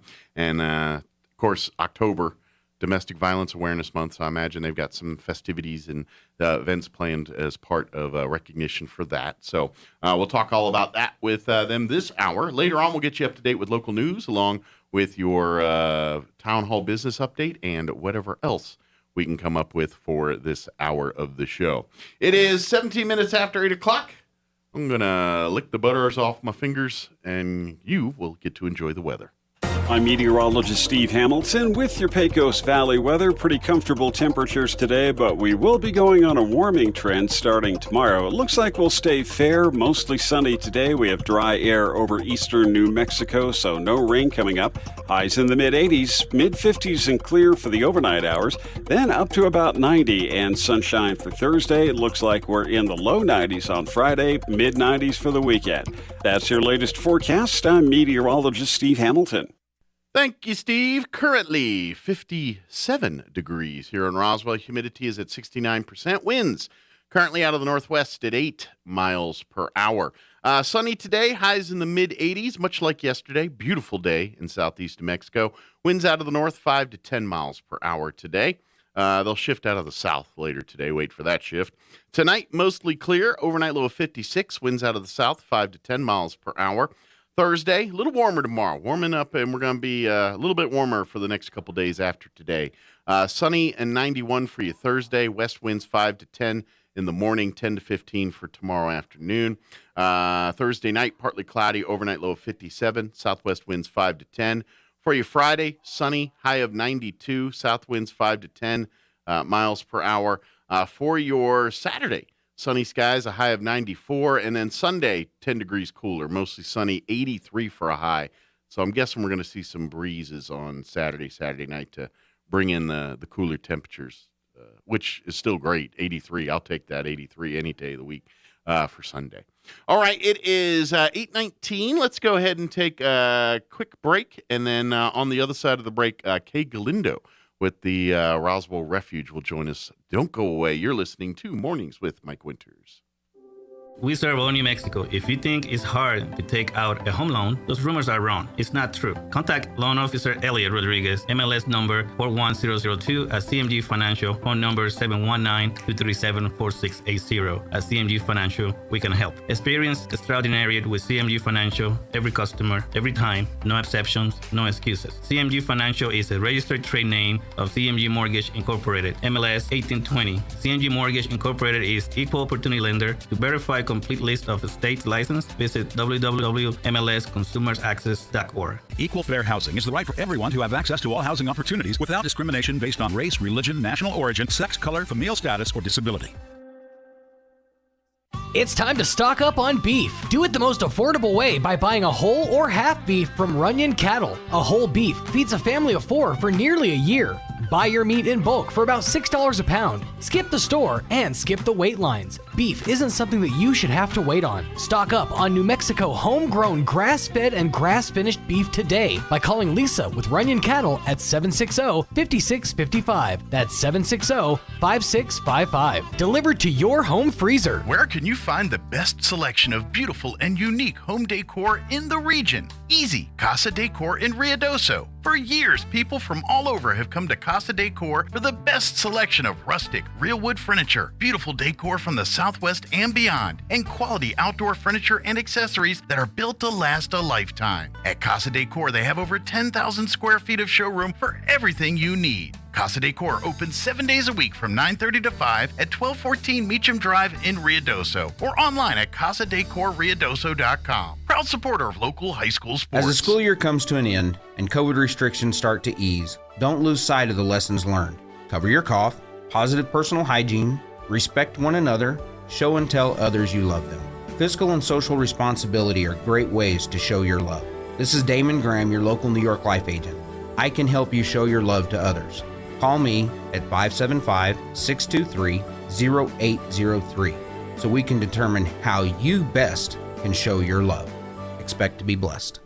If you're missing a tooth or several teeth, a dental implant may be the ultimate solution. Implants look and feel so much like real teeth that you probably forget you have an implant. Maupin & Brown Dentistry is one of New Mexico's most experienced implant providers, with literally thousands of implant patients who are absolutely delighted with the results. Call Maupin & Brown today for an evaluation. You'll be surprised how affordable implants can be. Maupin & Brown, your choice for experienced, state-of-the-art dentistry. Being in the Army National Guard is about more than just serving your country. It's about being there for your community when your neighbors need you most. The Army National Guard makes college affordable. Serving part-time lets you attend school full-time while you take advantage of education benefits that can help you graduate debt-free. If a civilian career is your goal, serving part-time allows you to work at a full-time job. The skills, qualities, and contacts you'll develop in the Guard can open doors to a great civilian career. Want to serve but worried about being away from friends and family? Part-time service in the Army National Guard allows you to serve close to home. Serving in the Army National Guard lets you have the life you want while you enjoy the many benefits of serving your community and nation. You owe it to yourself to learn more about how the Army National Guard can fit into your life. Visit NationalGuard.com. Sponsored by the New Mexico Army National Guard. Aired by the New Mexico Broadcasters Association and this station. Here's a Mornings with Mike Winters fun fact. Alaska is the only state name that can be typed on one row of keys. Go ahead and try typing the other 49 states. We'll wait. Here's Mike Winters. And good morning. It is 23 minutes after 8 o'clock, and joining us in studio this morning from the Roswell Refuge, Kay Galindo back with us. Good morning, Kay. Good morning, Mike. Good to see you again. Good seeing you again. It's been a few months since we've had a chance. Yes. Yeah, and good news is you guys are going and blowing and doing your thing and helping people as much as you can right now. We're hanging in there. It's been tough, of course, just like for everyone else, with COVID. I mean, hopefully, this, I don't know that passing is going to be the word, but it will lighten up some. But dealing with it, at least absolutely coping with it. Yeah. Right. Absolutely. Just out of curiosity, for folks that aren't familiar, the Roswell Refuge is, I would say, the organization here for us in Roswell, really Chaves County, as a support for victims of domestic violence. Yes. And it's all facets, from just someone to talk to if you're ready to break out of that situation and start over. The refuge is there to help you do all that. And don't forget, too, they have the offender side. So for folks that have committed domestic violence things and are trying to better themselves and get out of those situations, because we've said this, you and I have said this 100 times, it's a cycle. A lot of times abusers were abused themselves as kids and things. Those are facts. So you guys have a great program to try to break those cycles and end that from that perspective. So, yes. And then couple all of that with they've partnered with the SANE program, and this is this program is designed to help victims of sexual assault. Yes. If there's a rape or a sexual assault situation, first things first, they help the victim medically. Yes. And then obviously socially or mentally, all that stuff. And then if the victim would like to press charges and collect evidence for criminal purposes, and then obviously set the table for treatment and things afterwards, the SANE program is involved with all amazing of that. Program. Kim Hansen does an amazing job. I always reiterate to her every chance I get that, the good Lord puts you in the right path, because I myself personally could never, ever do her job. They do the greatest thing in the world helping people, but not one single client or customer or whatever you want to call the individuals that come to them are coming from a good place. You know what I mean? And that's where it's rough. It's every single person is coming from a place of badness. Yeah, being victimized. And so when you're trying to help people and stuff, you always you want to be happy and everything. So obviously you're dealing with it's kind of like CASA. That same thing when they're the voice for these kids and things. Absolutely. They're trying to help good people in bad situations. Well, in that area of Kim's expertise, it's very, very difficult for her. She's an amazing person just in herself, but she does an amazing job. Her priority is to certainly keep them as comfortable as possible. But, whether it be a 6-month-old baby or a 56-year-old woman, her concern is to make sure that they are taken care of. Priority one is that. Yeah. That's just priority. Nothing else takes precedent absolutely over making sure that patient is safe and secure. Absolutely. And she does an amazing job. I just can't say how. Well, and this is the part that gets me, is because the staff, the paid and volunteers, everybody that's in part, and this is in the refuge, in the same program, because they're doing great things every day, but if you're going into a place where you're dealing with negativity every day, that's got to mess with your own head a little bit. And so for them to come in and be that beacon of light in a dark area all the time, 24/7, that's really hard to ask of somebody, and they do amazing work doing that. You can almost just see it on her face when, she'll come in the office. She has court and she's got to pick up papers or whatnot at the office. You can almost just see that, sure, her night's sleep wasn't well. Well, if you're seeing bad all day, and I don't care what it is, I don't care where it is, it's going to make your brain. It wears on you. Yeah, kind of think, well, this is what you know what I mean. It's like this is the world I live in now. You know what I mean? And you get a little jaded because you're only seeing things from that perspective. So her only saving grace is that there are times that those victims, the perpetrator does get convicted. Sure.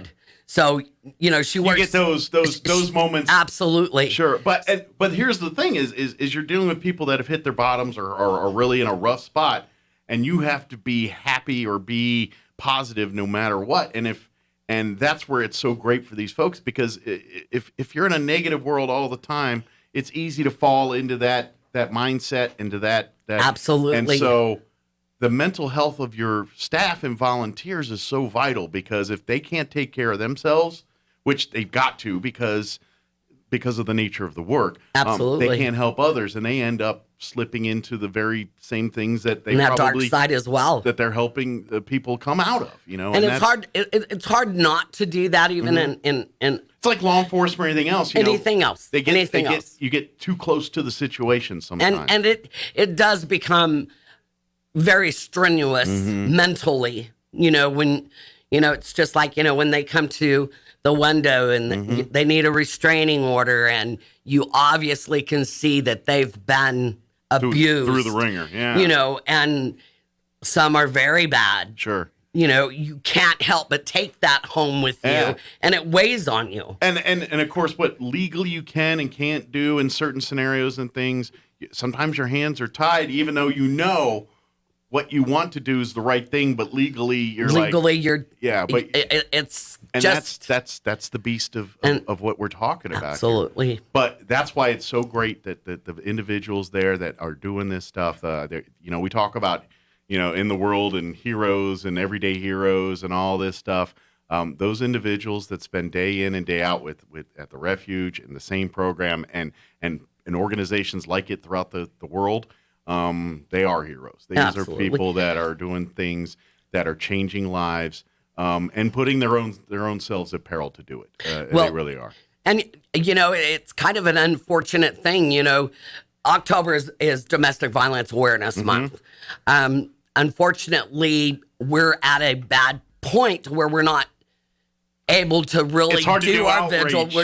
We're kind of stuck at doing on your outreach. Right. Yeah. So, we're trying to get out there and get as much put out as we can. But understandably, people are very concerned with, the virus and so what I could tell people, like you said, October being Domestic Violence Awareness Month, and and that's what we want to raise awareness and this is this is something maybe all of us need to think about, because whether you know it or not, I imagine every single person on this that's listening is impacted either directly or indirectly somehow by domestic violence. It's as bad as cancer, where we talk about everybody knows someone dealing with cancer. Well, unfortunately, odds are very good you probably or know someone, or you yourself are involved in some kind of domestic violence, or at least aware of some kind of scenario situation. Always. So use this month to remind yourself to educate people on this thing. There's a fine. We live in a great country, and freedom and your abilities to do things you want to, and having your abilities to do the things you want. That's very important and all that. But where that opens us up is the cost for some of that is that only works in a world where everybody's a good human being, and that's it's any form of government. I don't care what it is, but. And most of us are. I mean, I believe humanity as a whole, we're all good people for the most part. There's a few exceptions or a few misguided people. We hope. Exactly. But use this moment to say, hey, I know things aren't my business sometimes, but when it comes to domestic violence, if something isn't stirring the Kool-Aid for you, your intuition is the best always best barometer of that. If it doesn't feel right, whatever, it's probably not even right. If you can't put your finger on it, you're just like, I can't explain it. But something's just not adding up. The way people are acting, it's not natural. Don't just pawn that off. Use that as the red flag. Let's even if it's a minute red flag, look into it and don't just move about your day and think nothing of it. And society just has the mentality that, well, why didn't that person just leave? Mm-hmm. Well, if you don't understand what they're living in as far as being beat down, family threatened, they'll threaten the animal. I'll kill your dog. It's not. It's just not that easy. Sure. The recidivism is 7 times before they actually make the big move. It's kind of this is a comparison. It's not the best of comparisons, but it is it's like telling an alcoholic, well, just stop drinking. Doesn't work that way. Yeah, it's not a disease like that per se. But what I mean is, it's a mental disease. And what the human body, the brain, I think it craves routine pattern. You know what I mean? Even if it's not a good pattern, it's still a pattern. At least you can understand and wrap your head around it. So even if that pattern of life for them is not the most ideal for anybody, it's still their pattern of life. And anytime you're changing basically, and let's face it, not every scenario is like this, but when there's a domestic violence scenario, most of the time to end it in a good way, that person has to almost disengage their entire life from that situation. Absolutely. And that's why to do that. That's why we stress so highly that our shelter is there 24/7. Mm-hmm. There's someone that will pick that phone up. We will make the provisions Sure. that are necessary to get them there safely. And an MO or a common symptom in a domestic violence situation is the power side, the part where the victim feels not only that the other person has control, but if that person's not in their life, they can't function themselves. They can't Correct. raise their own money. They can't live on their own. They can't raise the kids. They can't do all these things. And you need my money. You need this, or you're not. And all of that weighs in. And again, it's a tool of the abuser to keep control, to keep power. And whether it's consciously or subconsciously, that's what's going on there.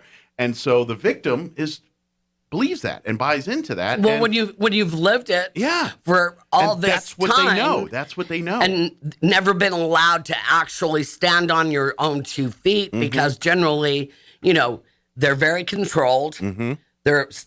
They're distanced from family and friends, so they don't have that resource to say, I'm believing. Absolutely, yeah. So then they just continually be victimized. And that's the cycle we're talking about. That's the cycle. And once again, always, I'm a mother. I can speak from experience. I'll take the kids. Sure. A mother's going to go through whatever she has to protect her children. And I don't remember everything, but if I remember, you and I talked in the past, and you yourself are a victim. Yes, I am a survivor of domestic violence. And so it makes sense now where you're at today, and you've walked in those shoes. Absolutely. You've been there and done that, and if nothing else, that's the kind of stuff that probably makes the biggest help. I mean, yes, you've got programs and all that great stuff, but there's something very powerful about a person that's walked in the same shoes as someone else. You understand it much better. Exactly. And a person that is a victim or an abuser or whatever, the person you're trying to reach, if they know that you've been there and walked those same shoes, it's because every certain person, if you're an alcoholic, if you're an abuser, whatever it is, they're like, you don't know me, you don't know what got me here. But when someone says, "Oh yeah, I did that 10 times worse," and I've shared my story many times with clients that come in, and I've said, "I've been in your shoes, and you there are resources, absolutely, and just to be able to talk to that person and say, I've had that black eye, my ex-husband, his famous was to put a pillow over my head and smother me. Oh wow! So." I mean, that's just what he did. That's crazy. And for most of us, we can't. Why would you do that other than to kill somebody? Certainly. But in the abuser's head, no. It's, to be honest, probably had no intention of killing you. Absolutely. And they're saying, no, I'm going to bring them to the point of it and say, your life is in my hands. Well, I'm going to bring you back. And that's, when I'm thinking something like that's going on in right. their head, When you can't breathe, I mean, you're going to do whatever it takes to not. Yeah. To be able to breathe. So and obviously you've never come across that or been, it's hard to wrap your head around that situation. Right. But if that's your lifestyle, if that's a day in, day out, or something very similar to that, this is what we're talking about. And I don't care who you are, where you've been, if you're doing the same thing over and over again, your normal gets jaded. Your own brain rationalizes things differently. Oh, this is not so bad. I can, you know what I mean? Well, if I hadn't made him mad. You start trying to rationalize because your abuser always comes back with. Oh, sure. How come it took you so long at the grocery store? What were you doing? Sure. I wouldn't have been mad if you'd have been back. It's always. Yeah. They're going to find a way to justify their abuse. Absolutely. And I would guess, even, from the abuser's perspective, when you're thinking, and I know a lot of us who can't wrap your head around it's probably thinking, well, geez, that's just a bad person. They're, they are evil. And I'm not saying those people don't exist. They do. They absolutely do, and they're out there. But let me go back to this cycle thing we're talking about. If you were a kid and your parents and whomever beat the snot out of you every time you did this, and did abusive things, whether it's, I'm not even talking about the over-the-top sexual and stuff we can, that's bad. I'm talking just the constant berating, the constant, what are you doing, stupid? What are you doing? You're no good. Saying those kind of things over and over. If that's their lifestyle, they're going to treat people the exact same way when they are older, and that's probably why they're in that power. Look, I was beat down my whole life. Now I'm a man. I'm an adult, and I'll be dang if someone's going to do that to me now. I'm going to be, and so that by default, their personality turns into one of being the victim to I'm going to be the oppressor, so I'm not the victim again. Right. And so, I've seen that it is a cycle. Mm-hmm. The HEAL program that Lauren teaches and the domestic violence classes it's very enlightening.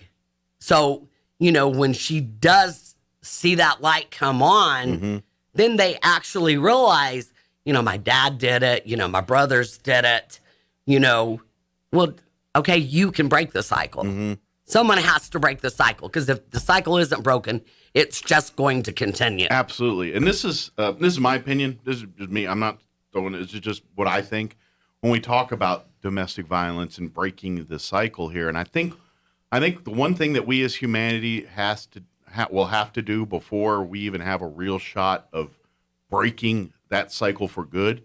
And this is just mental health. I think we're light years behind in mental health research and things compared to other parts of medicine.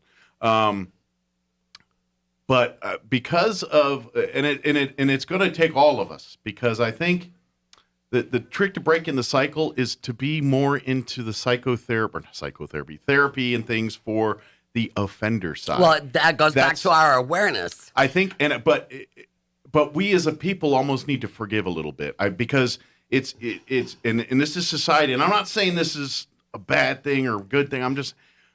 You hear, oh, that guy's a wife beater. That person's we're ready. We don't care. We're instantly like, you know what? String them up, throw them in. And I hear you. My own mindset. I'm like, yeah. Absolutely. That's just common nature. We got to get rid of that mindset. Because all that's going to do is make these people more defensive and more fight. It's kind of like backing someone into a corner. They're going to flee or fight. And these people are going to fight because that's how their mentality. That's their mentality. And so to de-escalate that, to de-arm it, we almost have to put that stigma as a society and say, you know what? Yes, you're an abuser. You've done bad things, but that doesn't make you a bad person. We need to understand that and fix that.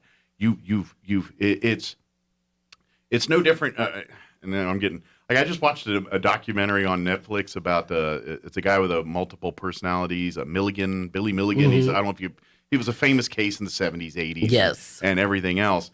And he ended up raping and sexually abusing some college girls in the late 70s, early 80s.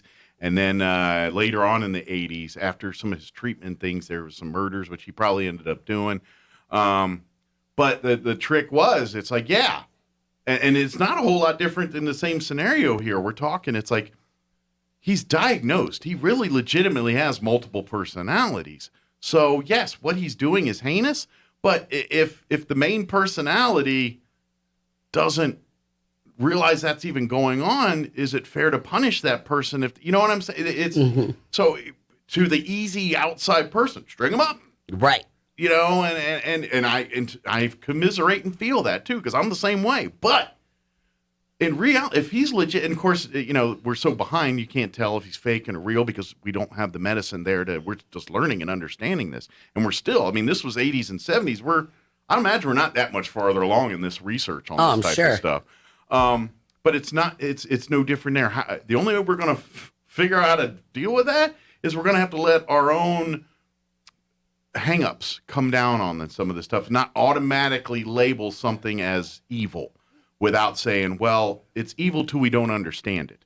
Let's understand. It's no different than you look at history and you look back and say, oh, there was witches and this, and it's because they didn't understand science and understand why it was doing what it must be witches. We don't want to go down that same road. Oh, they're just evil. Right. And chalk it up as Absolutely. evil. No, there's something in their life that's triggering these, and we need to find out what that is. And the only way to do that is for us to let our own hate and our own biased opinions on something, put that aside and just search for the truth. And that's another issue with DV that we have found is that generally drugs and or alcohol are generally always involved. Mm-hmm. And that in itself is an issue. Sure. But then again, I would also argue those are symptoms still. Like they've got problems and they're using the alcohol and drugs. That's a Band-Aid. Yeah. Yeah. I can honestly tell you that, you have issues already. Right. Don't add to it. I think with drugs and alcohol is your form of self-medication. Oh, of course it's a Band-Aid. I'm pretty sure no one's ever got a good diagnosis or good treatment doing that. But that's right. In our brain, that's how we rationalize. And with Lauren's classes, you can voluntarily go and take these classes. Mm-hmm. You don't have to be court ordered. If you feel like you have an issue that maybe you haven't done it yet, but you felt the urge, please come down, sign up for the classes. Sure. They're free of charge. Yeah, the offender class is a valuable program. Yes, and it's just so enlightening. Well, and like you said, obviously there's court-ordered folks there, but if you feel yourself, maybe you're in that situation, maybe you were abused as a kid, and then now yourself are having issues, and you're kind of, don't get it to that point. Yeah, nip Reach it in the bud out now. because it's there, it's available. Sure. Lauren has her facilitators, but right now, just gonna put it out there while I'm with you. She's definitely needing facilitators, most especially male facilitators. Well, like the COVID world, everybody needs help right now. Yeah, it's everywhere. Yeah. But We certainly are there at any time if someone, needs anything.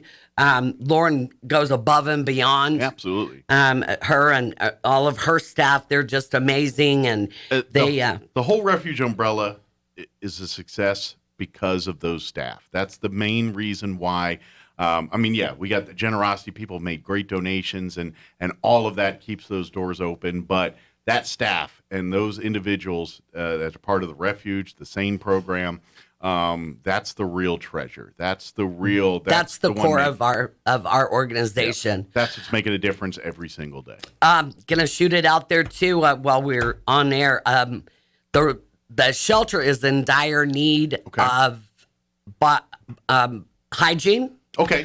Family size hygiene. Shampoo bottles. Yes, soap body bottles, wash, lotion, pajamas, undergarments, toothbrushes, things of that nature. Towels and linens are always in demand. That's always a. And like Kay said there a minute ago, family size. When you go out shopping for the toiletries and health and beauty products, think family size because these are things that go with them. They're generally not going to be there overnight. Yeah, and they, like you said too, it's not a couple day thing. They could be there up to a month or 6 months or whatever. But anyway, they're going to be living there for a little bit. Certainly. And so the big family size bottles are much better than the travel size. Now, if you got a bunch of travel size, bring them by. Absolutely. You guys partner with all the other nonprofits. The Homeless Coalition, absolutely. And so they can, what you guys can't use direct, they can use. So your Pastor generosity. Green, if he's needing something at and vice versa Harvest too. Ministry, If they have folks that need something, they send them your way absolutely, too, and vice versa. Yeah, that of course our thrift store, all of our donations absolutely are. Our clients in shelter are first priority. Yeah, that's Kay's that's kind of your baby over there. That's my little baby. We've revamped it. It's all brand new. It's you got to look for the purple door because purple's our cool color for shop. Right. The purple is for domestic violence. Teal, of course, is for sexual assault. Of course, if you're a Prince fan and that motivates you to come in. And there you go. Right. So be it. Right. But it's just amazing. We're going to, on the 16th of this month, we're going to kind of have end of the summer. Little close out. Little closeout deal. Okay. We're going to have hot dogs, chips, and Coke for $3. Okay. It'll be from 9 to 2 on Saturday on the 16th. Awesome. And all the proceeds go back to the refuge baked goods. All of that goes back to the refuge. Absolutely. Everything certainly goes in. And I don't want to undersell this. You said you have baked goods. We're going to have baked goods. I didn't want to slip that under the radar. There's going to be baked goods. That's going to be some very good baked goods. We have some very good bakers in our organization. Yes. Pro tip, earlier the better. Yes. Like what times everything start? 9? 9 o'clock. Be there Saturday at 9 morning. for the baked goods. Yes. At 9:30, the slimmer pickings because the early bird gets the worm on the baked goods. We've actually, in the times that we've done before, we've done very well. Good. So that always pans out. So, and of course, if you have items you'd like to donate or dressers, shop, of course. Right now, dressers are a huge necessity at the shelter. Okay, so if you got some dressers that you just been thinking about getting rid of, we would be so happy to take them. Yeah. I do want to mention a little something. We're so blessed to have people in the community that are so good to us. Chad Hamill in Hagerman, he owns Napa.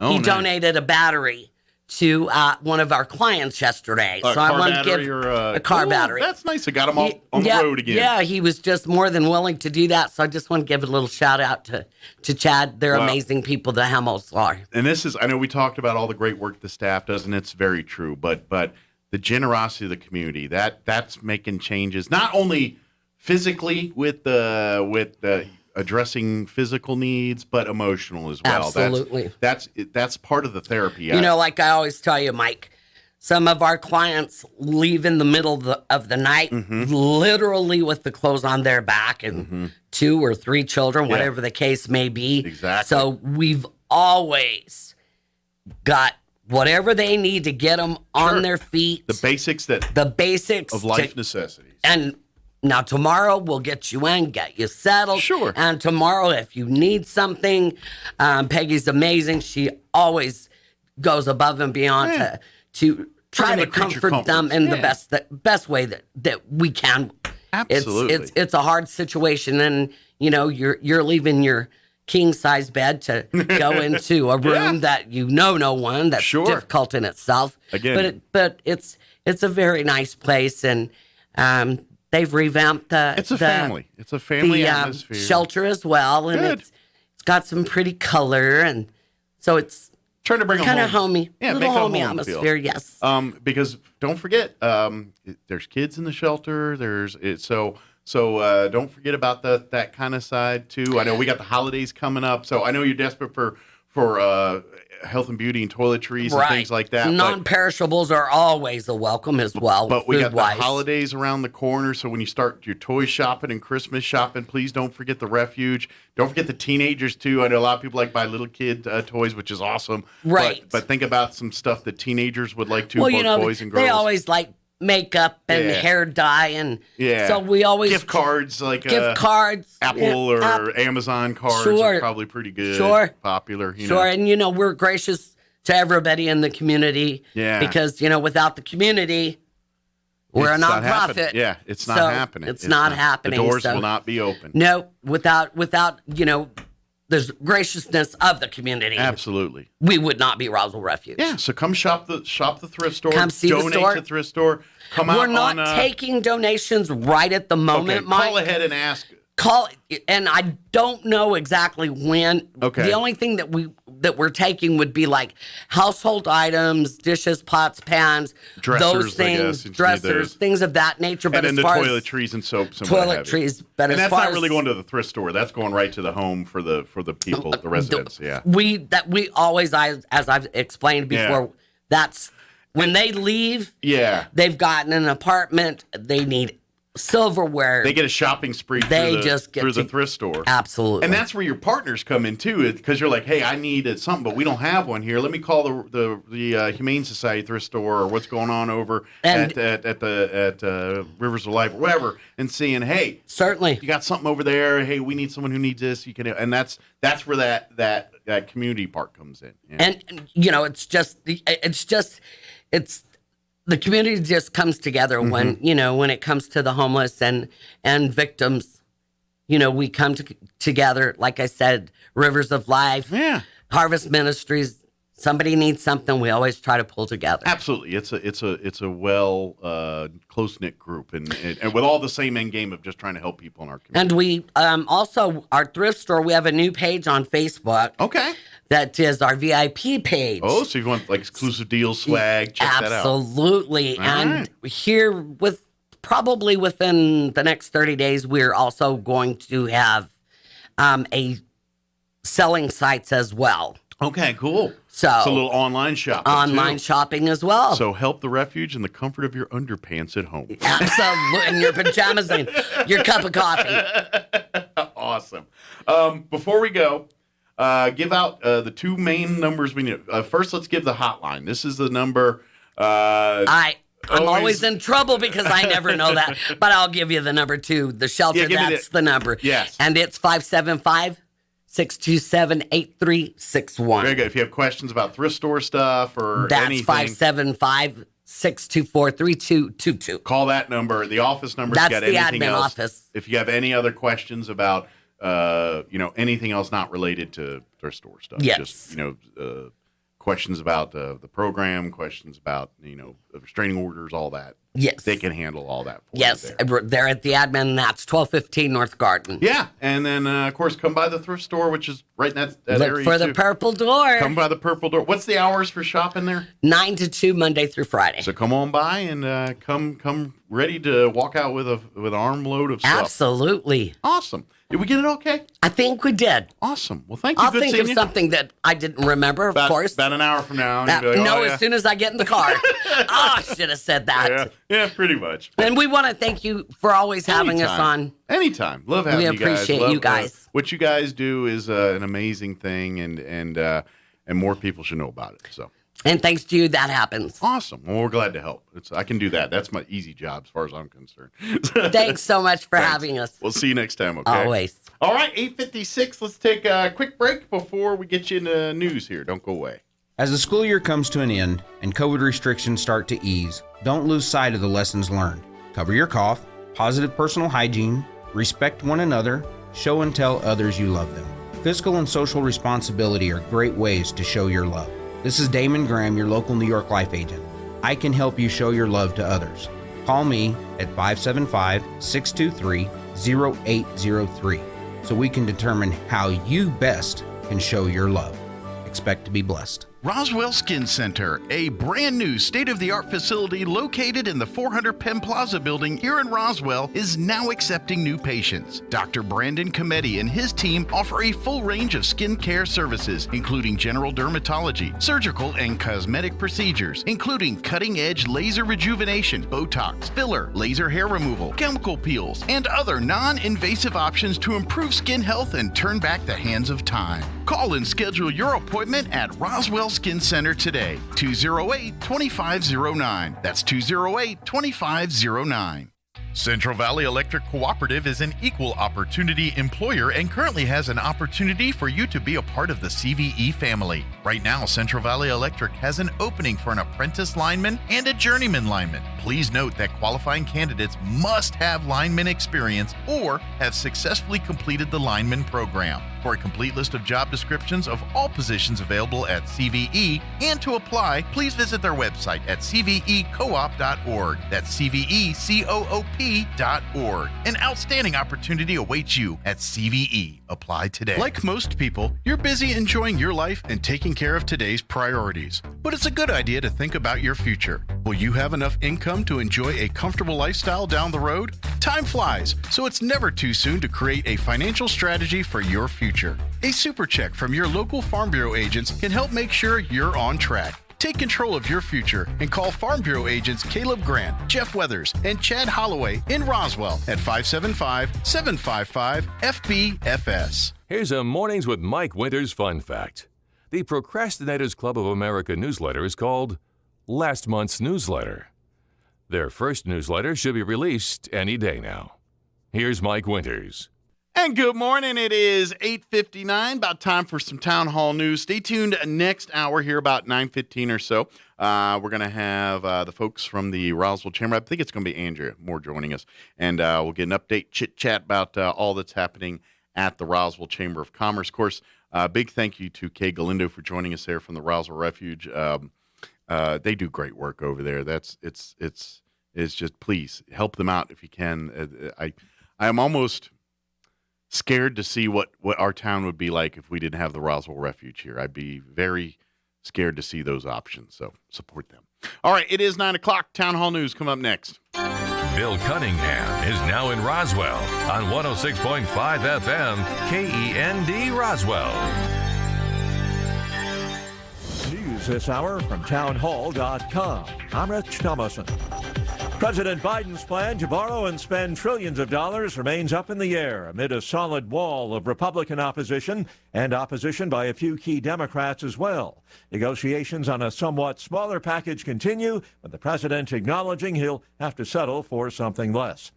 As communist China continues to make threatening moves toward Taiwan, sending a record number of military jets into the island's airspace in recent days, President Biden's national security advisor is about to hold talks with China's top diplomats. At a time of heightened tensions between the world's two largest economies, National Security Advisor Jake Sullivan will meet with China's top diplomat in Zurich, Switzerland. The White House said the talks will follow through on a pledge by both President Biden and Chinese President Xi to boost communication. It will be Sullivan's first face-to-face meeting with Yang since acrimonious exchanges between the two in Alaska back in March. Greg Clugston, Washington. How different things might have been. Scholar and author Victor Davis Hanson on where America might have been had President Trump won a second term. For all of Trump's foibles, by 2020, say January, if you and I were having this discussion, we would say the border is finally closed. It's legal, meritocratic, diverse, and limited immigration. And we would say that abroad, we have restored deterrence without a need for optional military major engagements. Hanson, a Hoover Institution senior fellow, talking with the Salem Radio Network about his new book, The Dying Citizen. Under a Biden administration proposal, transactions involving any bank account holding at least $600 would have to be reported to the IRS, and there is some pushback on that from some members of Congress. Wall Street, the Dow down 264 points. More on these stories at townhall.com.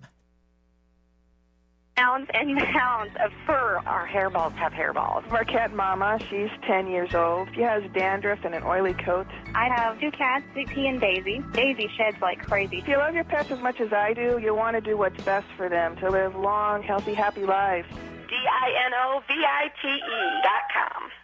I just tried this wonderful Catalicious Dynavite for cats, and my cat has been on it for 2 weeks. She is not scratching anymore. She's not chewing anymore. It is just the best. I was thrilled when I heard Dynavite for cats was coming out because I had seen the changes in my dog. To introduce my cat to Dynavite, I took the advice from Dynavite and put their food on top of just a scoop in the bowl, just to get them used to it, because I know if I even switch one little thing, they put their nose up to it. There was not one problem. Dynavite for life. You won't believe how happy your cat will be. DINOVITE.com. Leaked documents confirm that for years, Lebanon's politicians and bankers have stowed wealth in offshore tax havens, using it to buy luxury properties. Some of the newly outed holders of offshore accounts belong to the same ruling elite that's being blamed for derailing the lives of ordinary Lebanese who've lost access to savings and now struggle to get basic supplies. This fresh data is a galling revelation for many caught up in one of the world's worst economic meltdowns in decades. The documents, named the Pandora Papers, expose the offshore secrets of wealthy elites from more than 200 countries and territories. I'm Charles de Ledesma. Ukraine's Holocaust Memorial Center releasing the names of 159 Nazi SS troops who took part in the killing of Jews 80 years ago during a massacre in Ukraine. News and analysis at townhall.com. A trial has begun to fix damages owed by the Air Force to survivors and families of those killed in a 2017 mass shooting at a Texas church. U.S. District Judge Xavier Rodriguez began to hear testimony in the damages phase of the case, which is expected to last 2 weeks. He ruled in July that the Air Force is partially liable because it failed to register in a national database gunman Devin Patrick Kelly's assault conviction from his time in the Air Force. Doing so might have prevented him from buying the guns he used to kill 26 people and wound 22 others at the Sutherland Springs Church. Keith Peters reporting. 568,000 private sector jobs added last month. That's according to payroll processor ADP. The largest gain since June, and it's far better than the 425,000 jobs predicted by economists polled by the Wall Street Journal. More on these stories at townhall.com.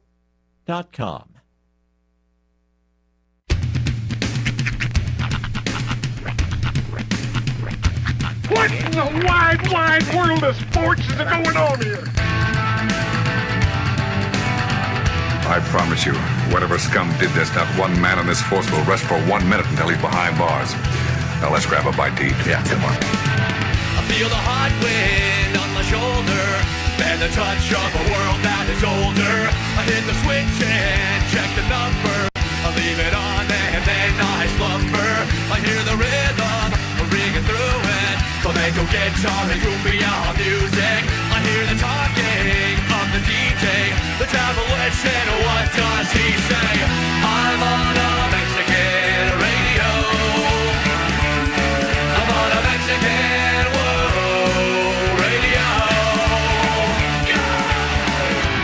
Broadcasting live from high atop the J.P. White Building in downtown Roswell, New Mexico. It's Mornings with Mike Winters on 106.5 Roswell's Talk FM.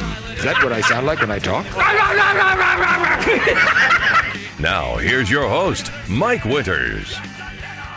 And good morning. It is 6 minutes after 9 o'clock. Welcome to hour number 3. Tres inviernos. Of Mornings with Mike Winters right here on 106.5 Roswell's Talk FM. Happy middle of the week. Yeah, literally almost forgot how to use a chair there for a second. Did you almost fall? Yeah, I seriously. Oh, God, please fall. No. Yes. Dude, I have on camera, please. Yeah, it wouldn't have been on camera even. That's the bad thing. Delightful. Yeah, even better. You just would have seen the rumble of the floors. And then my belly going up and down with laughter. And me crying. Of course. And Andrew crying with laughter. I'm a man in my like I would say middle late 30s. Not even say late 30s. Yeah, middle late 30s, and I have sciatica. I mean, I have sciatic issues. That was a good movie. Yeah, You're it was. just That's the one with. Yeah, I know. That's the one with Ethan Hawke, right? Yeah, it is. Sciatica. Same Where one. they're like going. Sciatica! Which I understand why he was screaming. I understand exactly why. I walked 2 miles around the fair. I'm still paying for that. Oh, that's what. You're getting old. Oh man, dude, it sucks. You walked around the fair. I walked the parade like 12 times. Hey, I rode it. I rode the whole way. Yeah, back and forth on that float. Hey, we ran. I got you both beat. I watched it.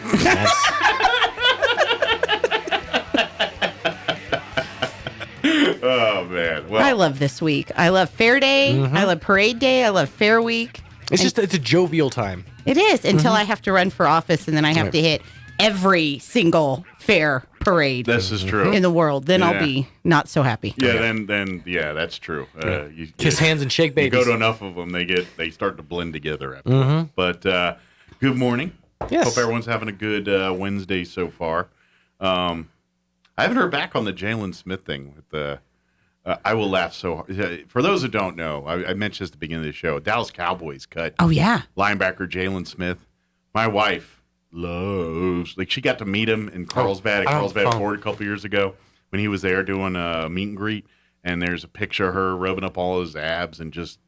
She forgot she was married clearly for an hour there. Oh no! The picture's on. She sent me the picture on the phone. I don't think I've ever seen Kim smile like that. Me either. I've known her for. It's kind of like how when I met Herschel Walker. Yeah. In fact, there's a picture of me literally pushing my husband out of the way, and I go, "Mama wants some brown sugar." Yeah. So I had to break the bad news to her this morning. Jalen Smith's no longer a Dallas Cowboy, but. The Washington football team. Mm-hmm. We had our linebacker get his leg blown out or something. He's done for the year. We had a cornerback also done for the year. And then the Patriots just released a cornerback. So you know what they call that? They call that kismet. Well, I'm just wondering, my wife's favorite team, the Dallas Cowboys, let go of her favorite player, and then he just so happened to end up on my football team? How great in my household is that? Her exact quote was, "I'll keep an eye on him wherever he goes." I bet you will. I get to buy my wife a Washington football team jersey. There you go. Look at you. Well, they got to sign him first. I don't know if my team is really dumb. They may not do things. They do dumb things, so it may not happen. Yeah. But I'm no Rhodes Scholar. But hey, you lost a guy. Pro Bowler just showed up on the waiver wire. Maybe we should make a shot. Just saying. Yeah, you never know. Either that or you're going to bring some guy out the practice squad that stinks because he's on the practice squad. That's why he's there. He's not good yet. He's working his way up. Or he's not. He's just going to be on the practice squad forever. Collecting $100,000 and living large. Being a backup. Not a bad life. I'll be a tackling dummy. Dude, for you guys. I would gladly, $200,000 a year. Yeah, I would gladly be third or fourth string. I'm sure it's more than a couple grand. I think no, a couple $100,000. I was going to say. I think they get. I think the minimum for those guys is like $200,000-$300,000 a year. So. Oh, I'll do it for a year. Yeah. Of course. Too bad they can't play like in New Mexico, where that $200,000 will go a lot farther than in Washington D.C. Right. But, I want to go play in Kansas. You want to talk about where your money will go furthest? There you go. Go to flat Kansas. So practice squad for the Chiefs. You're living large and fat right now. Yep. There you go. Living on a farm outside of Topeka. Barbecue all over your face. But anyway, I have not heard an update there. I've been scouring Twitter and all that to see if anybody's made a move yet to sign these guys. So, because I guess they released them yesterday, late yesterday. So it'll probably be the next day or so. And I guess it blew up last night on the ether, but I didn't see it till this morning. So okay, yeah, but there we go. Andrew Moore's here, not to just talk about Jalen Smith. She's here to talk about the chamber. So we're going to talk chamber here in a little bit. She's like, yeah, why not? Sure. We're going to talk about anything. I'm game. Yeah. And so I imagine we'll talk fair stuff because we're and then all the other stuff is coming up here. That's right. So that's coming up in just a few. I was going to say something else. And I know what it was. There it is. Good news. We have procured one Scott Galletti. Oh, yes. He's going to be calling the rest of our Goddard football games throughout the season. Nice. We've locked him in for our Goddard, and he's also going to be calling games for the New Mexico Military Institute on our video channels as well. Scott Galletti, he's called for the Isotopes, for the Lobos, every high school in the north, I think. He's to me ESPN. I think he's called baseball for ESPN. He's a good He's announcer. legit. Great Admittedly, announcer. his contract rider was a little bit weird. He demanded only buttered popcorn Jelly Bellies. Hey, there's nothing wrong with buttered popcorn Jelly Bellies. Dude, up top. That's the best Jelly Belly. Thank you.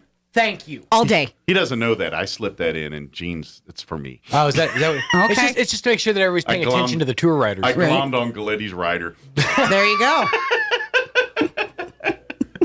Shoot, if he's got a rider, I'm raising some cane. Mike- How's he get a rider?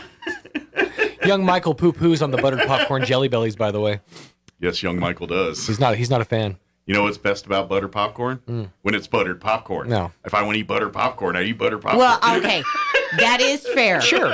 Buttered popcorn is ultimately the best, but a good alternative when eating something sweet and candelicious, I will take buttered popcorn Jelly Bellies. My problem with buttered popcorn, anything other than buttered popcorn, is attributed to elementary school. My Scratch and sniff My stickers. 4th grade teacher gave me those scratch and sniff stickers, and there was one for buttered popcorn, and it smelled revolting. I do agree with that. And I remember those. To this day, I associate anything that's not buttered popcorn with that smell. So if you give me fake buttered popcorn things, all I think of is that sticker smell. And even though I got a good grade for that spelling bee, right?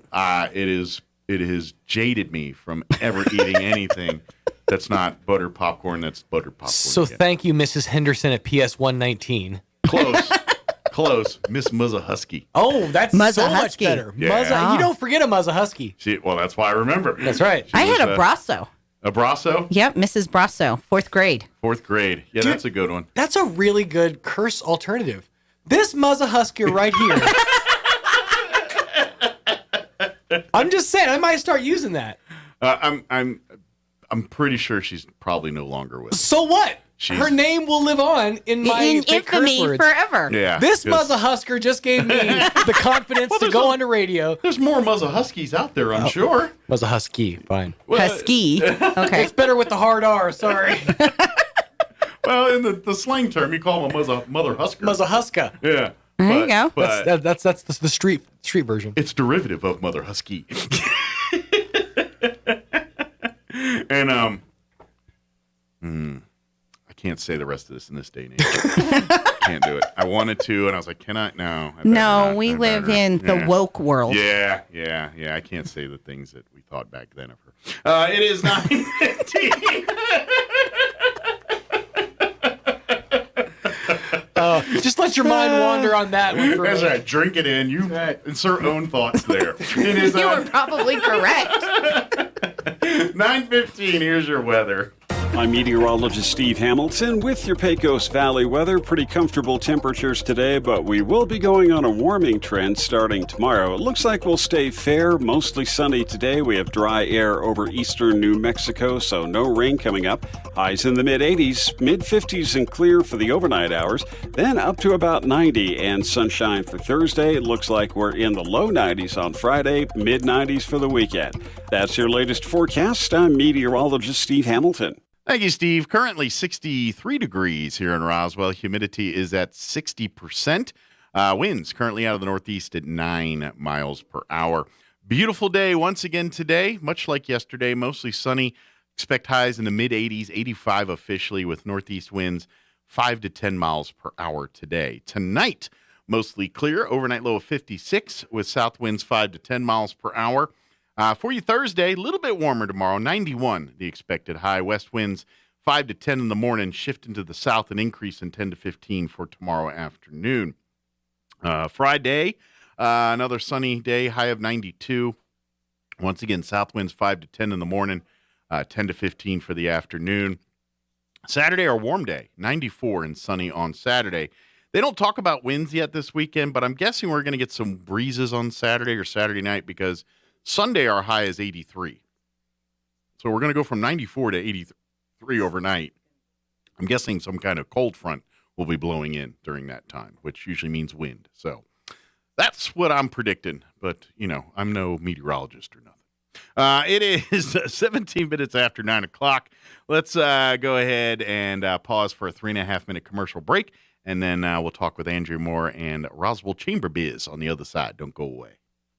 When you get home this evening, take a look at your furniture. If you're like most people, you never intended to keep it this long. But there it is, the same old furniture. So hurry to Glenn's Furniture and give your home a brand new look. Right now at Glenn's, everything in the store is specially priced, including stylish power reclining sofas and love seats, smart and practical dinettes and dining tables, and the latest sleep technology for your bedroom. Delivery is always free at Glenn's Furniture at Union and Alameda, helping people change for the better since 1953. The 99th Annual Eastern New Mexico State Fair is here, and that means all the food, the fun, the rides, and of course, the amazing concerts. Wednesday night at 7 p.m., don't miss American Idol Season 11 contender Colton Dixon.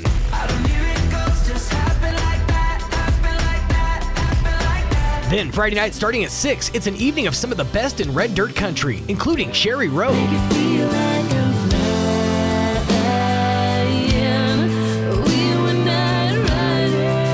the Dirty River Boys, Sundance Head, if you're gonna love her, leave her wild, and Jody Nix. Play your best for me, twin fiddles, turn me on. Best of all, your admission to these amazing concerts is absolutely free with your admission to the fair. Find out more. Go to enmsf.com for all the need-to-know info on the 99th Annual Eastern New Mexico State Fair. Maybe your AC unit needs a little tender loving care. If you don't know where to turn, then you don't know Jack. In fact, they're downright funky. Let the boys at Fergie's Plumbing and Heating get your AC unit ice cold, just like some of my lady friends. Don't let any fool make you lose your cool. Fergie's Plumbing and Heating. If you don't know Fergie, then you don't know Jack.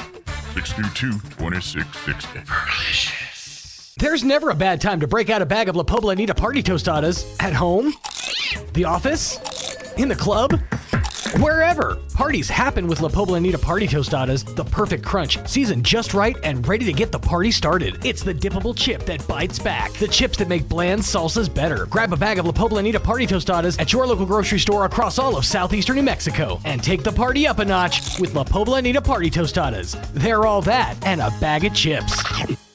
Good morning, honey. Hey, I have to pick up the kids from school this afternoon. Can you call... A home invasion can happen anytime, even when you're at home. Protect your home and the ones you love with whole home security from Zenith Security. The security experts at Zenith Security can monitor your whole home 24/7. So they're ready whether you're there or not. Call Zenith Security Services LLC at 626-3521. That's 626-3521 and get whole home security with Zenith Security Services LLC. Amigo Machinery, your Chavez and Eddy County Kubota dealer, wants to thank you for your continued business and looks forward to working with the next generation that will rely on Kubota for service, parts, tractors, and implements. Amigo Machinery, proud supporter of the 99th Eastern New Mexico State Fair. Visit Amigo Machinery today, your Chavez and Eddy County Kubota dealer. Here's a Mornings with Mike Winters fun fact. Movie trailers were originally shown after the movie, which is why they're called trailers. Mike thought they named them after the mobile home. Here's Mike Winters. And good morning. It is 21 minutes after 9 o'clock. And joining us in the studio this morning from the Roswell Chamber of Commerce, Andrew Moore, Executive Director, back with us. Good morning. Good morning. And scene. How are you today? Good. How are you? Good. It's a great day. It's Fair Week. It's Fair Week. Weather is perfect. Oh, it's been beautiful. Everything we've asked for is kind of happening this week. That's right. So we can't complain. Of course, folks, if you haven't been out to the fair yet, get on. Matter of fact, the first big concerts start tonight at the fair. It is Senior Day, 3 to 6 today. It's free admission for seniors all day, 55 and older. Yes. But from 3 to 6, they've got special seniors vaccines. You can get shingles, COVID, flu shots. And awesome. That's right, because it's flu season now. Yeah. There's one more missing in there, too, but they'll help you with all that stuff. So yeah, come on in. And especially that shingles one. I mean, that's a good one to get. Apparently, that is nasty stuff to get. Well, I mean, it's one of those deals. If you're over 50, I think is when they say you can start getting them. I think so. Obviously, if it's 55. I'll have to ask my husband since he's old people now. And he's listening, so I'm gonna get a text here in a minute. This is AARP stuff showing up in the mail there. I told him that this morning. I was like, oh, by the way, if you want to go to the fair, it's free for you today. Yeah. Because it's Senior Day. He threw a pillow at me. Well, I can't say much because I'm starting to get. I'm not 50 yet. I'm sniffing it. Ditto. I'm getting the AARP stuff in the mail and all that stuff. Yeah, I probably should lay off a little bit because, you know, glass house payback. Payback. But yeah, so that's happening today. Come on out, be a part of it. The first concert. Is it Jody Nix tonight, I believe? I think so. Yeah. Because today is American Idol.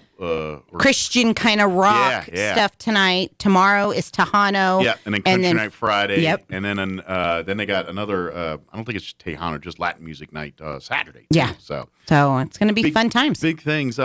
Chamber, as far as we were in the parade and had the big stuff in the parade there, we're not in a booth out there No, this week. we are not in a booth. But we are in our building, so if you need to come by and have anything the Chamber related, even if it's questions about the fair or whatever. And you can't miss the building anymore because we have this huge alien mural. It's a beautiful mural. I saw it the other day. Yeah. It's great.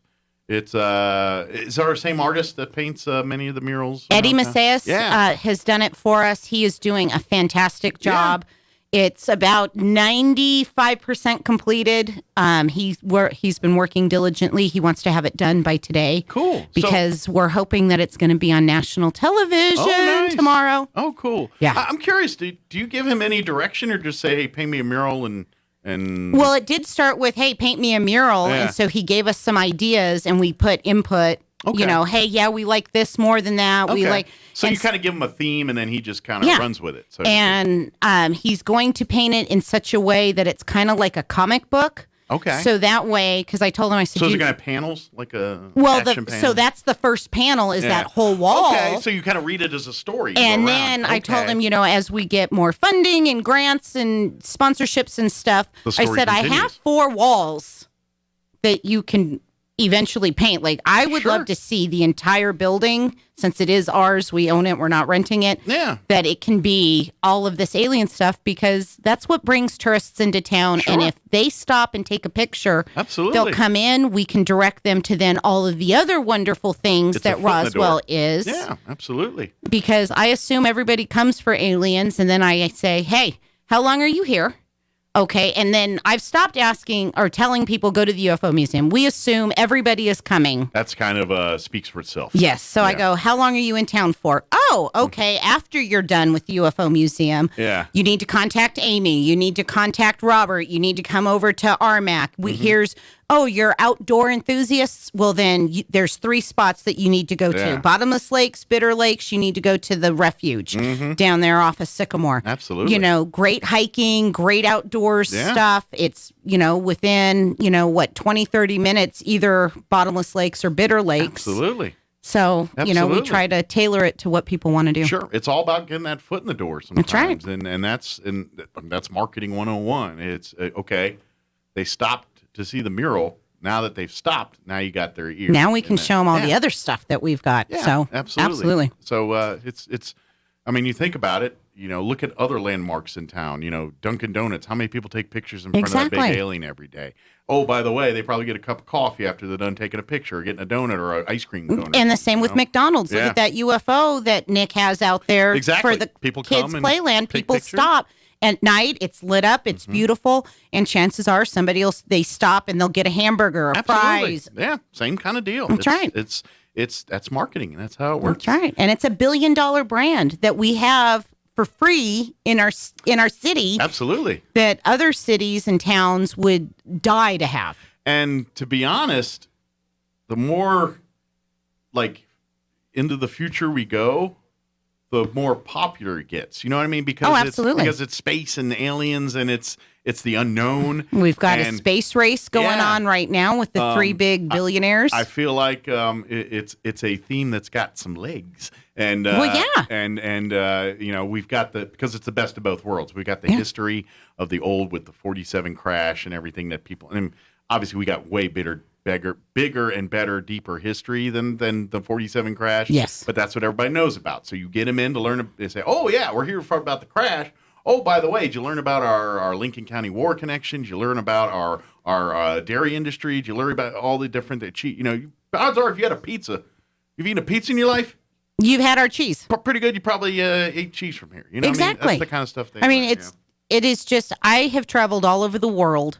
And I tell people I'm from Roswell, and immediately they know Roswell, New Mexico, aliens, and of course they go, "Oh, Area 51 or sure. And I'm like, I stopped telling them it's Nevada, but I'm like, if that's what you think, yes, 100%, you're right. You come look for it. Come on, come to Roswell. And we have Area 52. Yeah, exactly. So, but we don't. And I grew up in Colorado, and you can't even say that about Denver, New York City, LA. People around the world don't always know what that is. But you say Roswell, New Mexico, and everybody immediately goes, aliens. And I'm like, that's right. Well, and I can give you an example of it just, being local. If you're local and you've raised here and all that, you kind of, you get a, I don't know if jaded's the right word, but you take it for granted a little bit. Yes. What we have here. And the example I'm going to give you, because of where I grew up. I grew up in Maryland, the suburbs of Washington, D.C. I had the Lincoln Memorial, the Washington Monument, the White House. I had history up my butt. I couldn't throw a rock without hitting something historical where I grew up and lived. I grew literally 5 miles from where I lived. Was Dr. Samuel Mudd's house. He's the man that set John Wilkes Booth's leg when he assassinated Lincoln. Spent a couple days there. That house was 5 minutes from my house, and as a Boy Scout, we used to whitewash the fence and been in. I mean, that's the kind. I mean, I had history everywhere. But my point is, and I see it, especially now that I've come out the area and come back, and I live. It's no different everywhere else. People that live in the D.C. area. They think nothing of the White House or they drive by it every day. It's no big deal. It's a place where homeless people pee. Yeah. I mean, that's absolutely. Absolutely. That's kind of the way locals think of it. That's not the case, but that's what people think of it. And of course, it's kind of the same thing. Whenever family comes to town and tourists, what do you guys do? You take them to the Alien Museum, and the same thing. We take them to the mall, take them to the museums, take them to, ours is big enough where you can make a couple trips. It's like, oh, next time we come out, we'll go to Mount Vernon, or next time we come out, we'll go here, or whatever. It's just there's so much there, and for them to get kind of nose blind to it in that world where it's so in your face.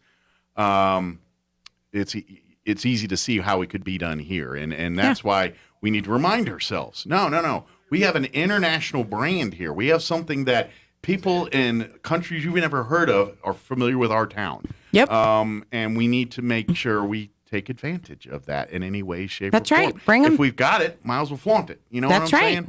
saying? Why hide our eggs under our basket when we can use that for prosperity for our community? And that's what it is.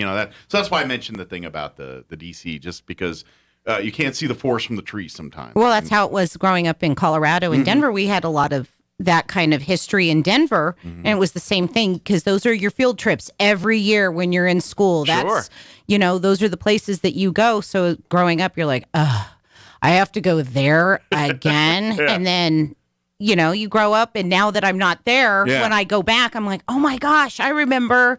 And I can tell my kids, oh yeah, every, spring we went to the Capitol building because the Colorado State Denver Capitol is just phenomenon. Yeah. And you can go up there and see all of the different mountains and stuff. So that's, and we've got. But if you're local, you don't think about it. Exactly. Yeah. You're just, and then, but yeah, bring the aliens, bring the UFOs. So we're excited for it. Yeah. And come on, take pictures. Absolutely. So look for more murals coming up here on the building here pretty quick. And like another, for instance, I lived in Waldorf, Maryland, which is about 10 minutes from Andrews Air Force Base. Okay. If it's south of there. Okay. But where we lived, I think was for one of the main runways. It was either their landing or takeoff patterns that they would do. Air Force One flew over my house like 3 times a day, 4 times a day. Wow. How many times I look up, oh, there's Air Force One. And you take that for granted. And so, like, if that happened to people around here, like, holy crap, there's Air Force One. Well, when Obama came to town, he flew over my house to come to Roswell. Yeah. And my kids and I, we did that. We were on the back porch and we're like, there it is. I played hockey in the cul-de-sac in front of my house all day during the summers.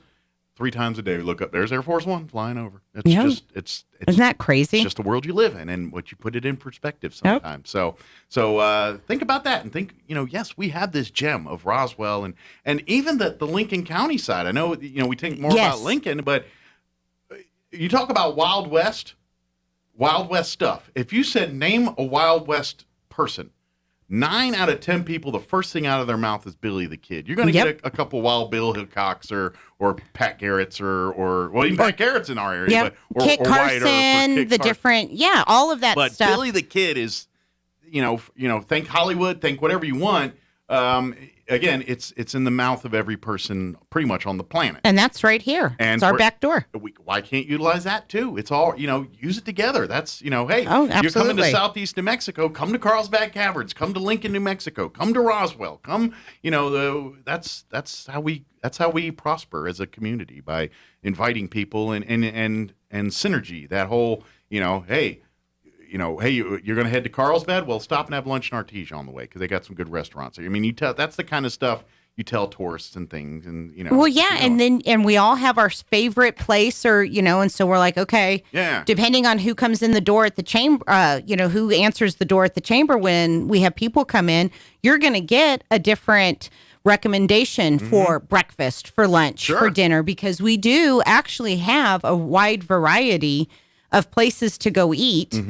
And so, we try really hard to not send everybody to the one place, because there is usually one place that we can all agree on. Sure. But we do have a lot of other members, so we have to go, okay, if we said Billy Bob's Diner, we need to tell them to go to Sally's Bakery next time, because you got to share the love, because both Billy Bob and Sally are great. Yeah. They're both. I was wondering, like, do fights start if someone just walked in and said, hey, where's a place to get some good Mexican food around here? It just depends on who's the one talking to that customer, because I'll tell you, we all have different people. They all have our different, and they're all great for their own reasons. Exactly.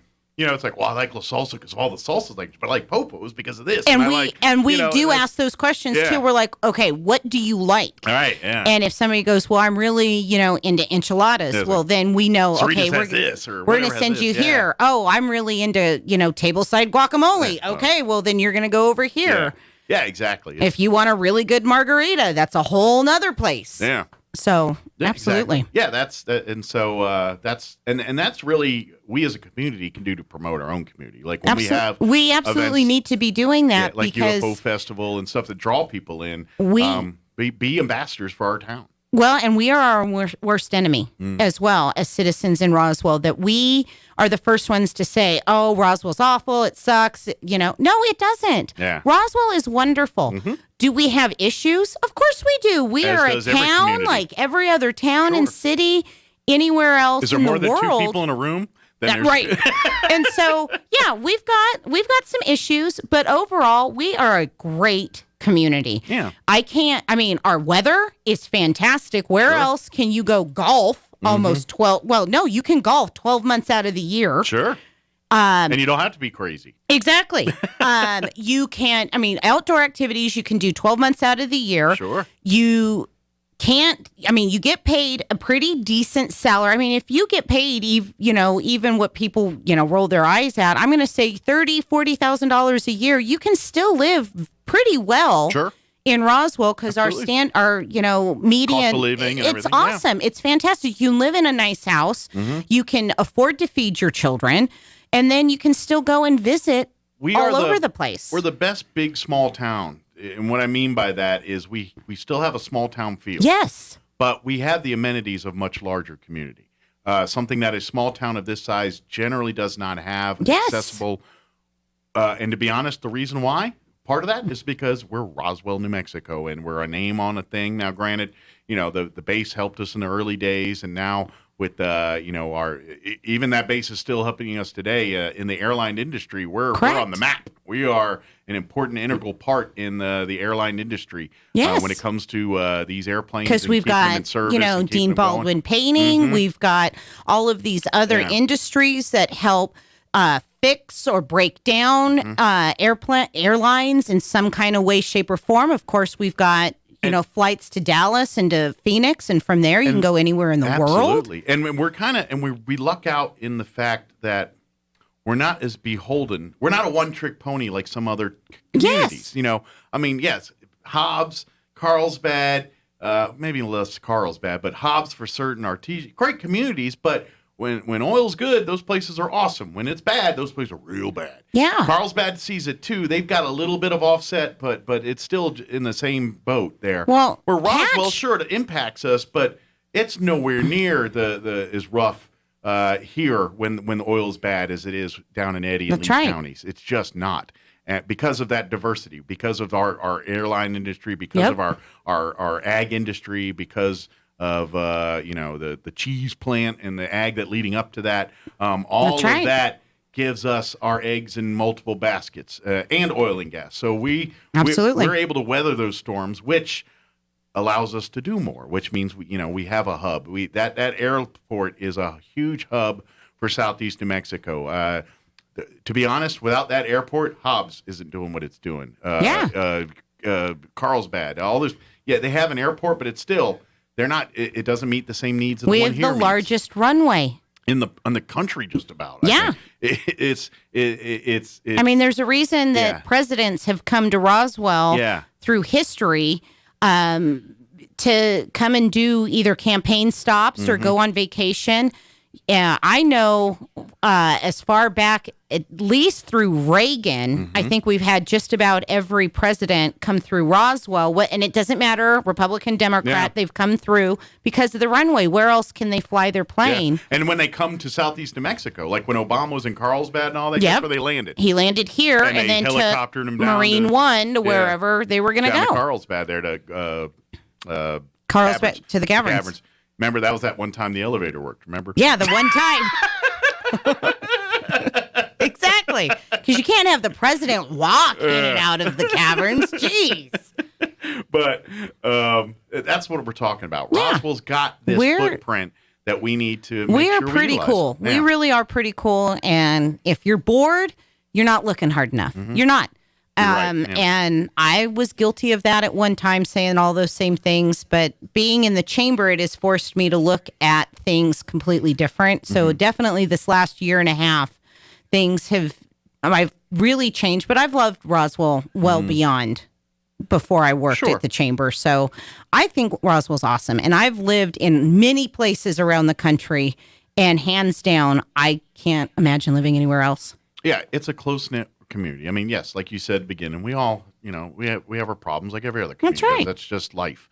But we have a great community, and we have great people that make it great, but we need more people to continue. Get involved, stay involved, pick your passions. I don't care what they are. If you're into animals, if you're into kids, if you're into pets, whatever it is, find your passions. Because there's something here for you. Yeah, get involved with those. Help make our community better by getting involved in these things. And if there's something that you're passionate about that you can't find a club or an organization or a way to do it, start it. Yeah. Because I promise you're not the only one. Well, and ask. The chamber is a resource. Yes. Ask if you say, hey, I'm new to town. Is there any organization dealing with this? And if they can't answer that question directly, they'll get someone we to had answer a that. gentleman, as a matter of fact, come into the office yesterday. Mm-hmm. He was looking for a prospectors association. Okay. Apparently, a little old man had gotten him into prospecting. Okay. And I guess if you're part of this particular prospecting, and I think it's called the National Prospecting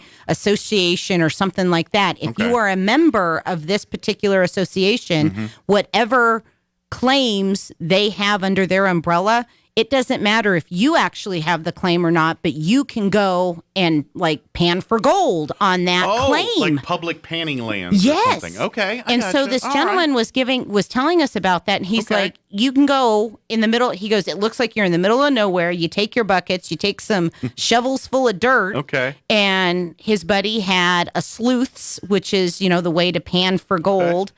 In his barn, because he owned a dairy at one time. Sure. The dairy wasn't going anymore, and he said so for a couple of days they had a pickup truck worth of dirt that they went through, and he goes, by golly, there was gold. They got some, and to be honest, I've watched enough of that Gold Rush show on TV. Like if you get like a film canister size that's got just like those bottom little cover, flakes, that's worth thousands of dollars right there. Just that little thing of it. It's You're like, amazing. wow, that's crazy. So I had just learned something new even yesterday, because he came in and he goes, I'm looking for this particular association. Well, there's not one actually in Roswell, but there is that association in New Mexico. And he goes, you know what? I think I just will get a hold of the New Mexico chapter and see how to make a local one, because I can't be the only one down here that wants to do this. I'm sure there's probably an interest somewhere. So, So- absolutely. Another resource, while you're out at the fair this week, walk around the education building, certainly the commercial building, but Yes. just the education building too, especially because you'll see a lot of booths, and they're not booths like the commercial building because they're not manned like the booths over there, but a lot of nonprofits have a little board up there talking about what they do, how to contact them.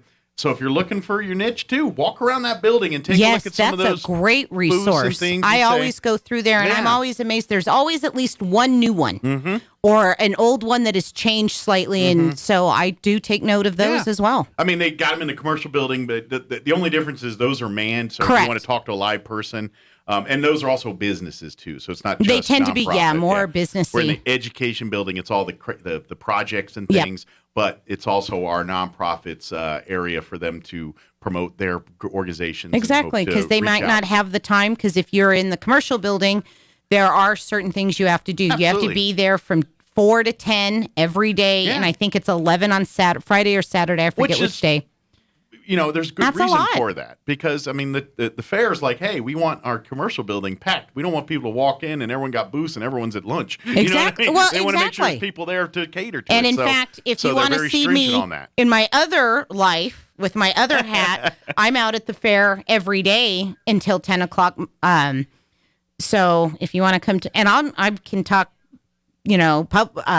politics. I can talk chamber business, because I'm out there at that booth. You'll be at the Republican At the Party Republican booth, booth, because I just, once again, I love the fair, well, and that's your that's other my hat. way, Yeah, that's and what that's you my do. way to give back to Your things passion. that I love about. And Sheriff Harrington has a booth out there to reelect Harrington. Okay. So if anybody has not yet met the sheriff, which I don't So know he got his how. own, because I know a lot of times candidates will just all conglomerate. Correct, to but one- he's got his he went and own got his own, because okay. Mike does his own thing, and he always has. He's got a whole different world too. Absolutely. So he's been out there the last 2 nights himself out there, and he will talk to anybody. He will answer any questions, and I promise you, he does. He will legit answer any question, because if anybody has weird, crazy questions, it's me. And I have gone up to him both nights I've been there, and I'm like, hey, so this just popped into my head, and I've got to ask. And he'll look at me and he'll go, of course you have that question. And then he answers it. Yeah. Yeah, I find them weird ones too, but that's just for radio. But yeah, you're right. Sheriff Mike Harrington. If you got any questions, anything, he's not bad. Yep. So the college is out there, so you can ask any. If you're looking into maybe taking some classes, or you want to know what they have to offer, the college is out there, and then of course there's different real estate agents. There, if you want to, I mean, just about anything. I'm trying to think. So that's why I'm stumbling on my words because I'm walking down all of those the booth. all those walkways, and there's just so much going on. Plus, a lot of great vendor booths. Like if you love like home decor and knickknacks type things, they got a lot of those booths in there too for you. So there's a couple of gun raffles going on. Okay, good. If you want some Jesus, there's always a couple of the Christian booths that give out Bibles, or they'll pray for you, that kind of. Nice. So there really is something for everybody in the commercial building. And of course, I love the commercial building because right behind us is the ice cream. Yeah.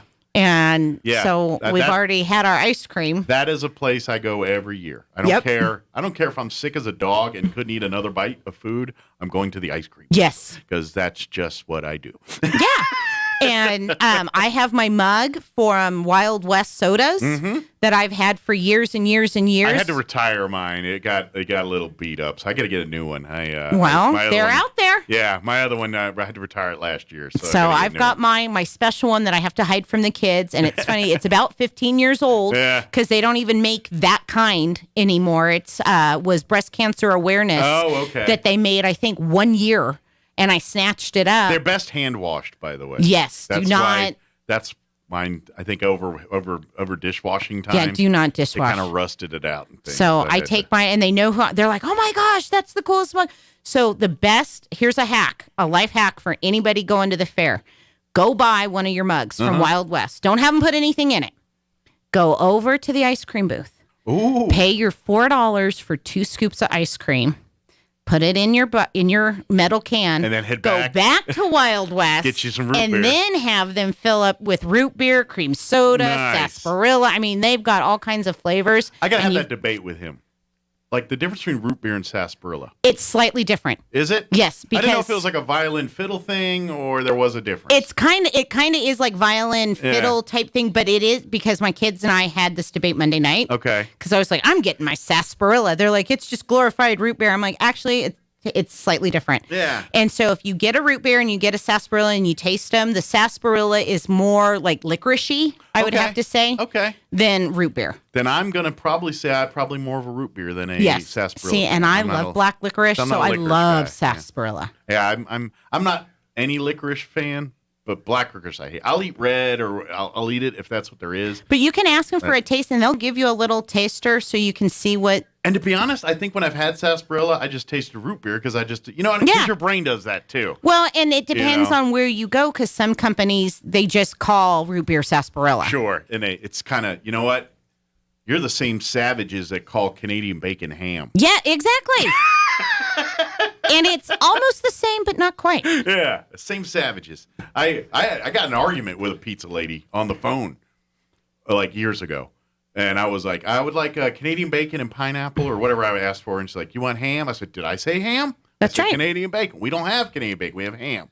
I said, well, I want Canadian. She goes, well, I'll give you ham. I said, they're not the same. They're not the same. I went into this whole thing about they're ham. They're similar, but they're not the same. I ended up getting a hamburger. But anyway. All right, so just real quick. Chamber events, yes. Yes, so real quick, because we've got just a few coming up on the 7th, which is, oh my gosh, that tomorrow? Yeah. Tomorrow, Roswell Skin Center, we are having a business after hours. Oh, very good. And then we're done for October. So they're looking at people while they're there and say, hey, come on. Right. Well, so it'll be cool. They'll have all kinds of, obviously business after hours. We have good giveaways. Sure. And great networking. Bring your business card and $1 if you'd like to participate in the That's drawing. Right. Yeah. Then in November, we actually have 3. It's a special exception that we're making. Okay. So we've got business after hours, Christmas by Krebs. And business after hours at El Toro Bravo. Ooh. They have done some major remodeling. Nice. And they've had to push back their business after hours a couple of times because of their remodeling. I'm not observant at all. I get distracted by the food. I could be sitting in a bomb shelter. I'm like, the food's me good, too. Don't matter to me. So those are our 2 big ones. And then Kiwanis is having a business after hours over at Backdraft Barbecue. Yes, yeah, they're doing. And 16th, I think. Is yes, that right? So we've got the 7th tomorrow, Roswell Skin Center. November 4th is Christmas by Krebs. November 15th is Kiwanis at Backdraft Barbecue. Awesome. And if you have not had barbecue yet in this town, which I don't know why you wouldn't Backdrafts have. I Paul haven't been in there since they've Thompson been. at Backdraft, and they just got their liquor license. Oh, so so they can come serve in some for beverages. a pint and Nice. some of his pulled pork. Oh my gosh, it's I gotta delicious. confess, I have not had a chance to go over there since they've been in the brick and mortar place. But I would get their food at the truck all the time, And he's out there at the fair and it's next on to point. Wild West Drinks. Yeah, it's on point. It's well, I've had a couple things and they were both delicious. It's I all- had their nachos. I've had it all. I had the sandwich that's got like everything on it. What's that called? I can't remember what it's called, but it's on point. Oh yeah. Oh, it's so okay. Full disclosure: Paul Thompson is a friend of mine. He's my neighbor, and while he was, coming up with all of his barbecue and his own sauce and stuff, he'd call my husband and I, and guinea he'd be, pig, like, yeah. "Oh yeah," he'd be Nice. like, "Okay, so I just smoked a brisket. We're in. Come on." I love being guinea pigs for neighbors. That's right. I wish my neighbors were more cooking worthy. They don't cook So, for me. and then on the 18th is El Toro Bravo. So Awesome. we've got some pretty cool stuff going on. Are they still doing that pandemic special? Probably not. I used to love that deal where you can get like 30 tacos or 30 Probably. enchiladas for like $20 or something. Probably because that, Yeah. like at my house, since I Yeah. do have gobs and gobs of children Yeah. that are now teenagers, the 4 taco thing doesn't work. We Yeah. need 30 tacos. Yeah, I remember we got it and it was just Kim and I, but we ordered. It was like $20. This big thing.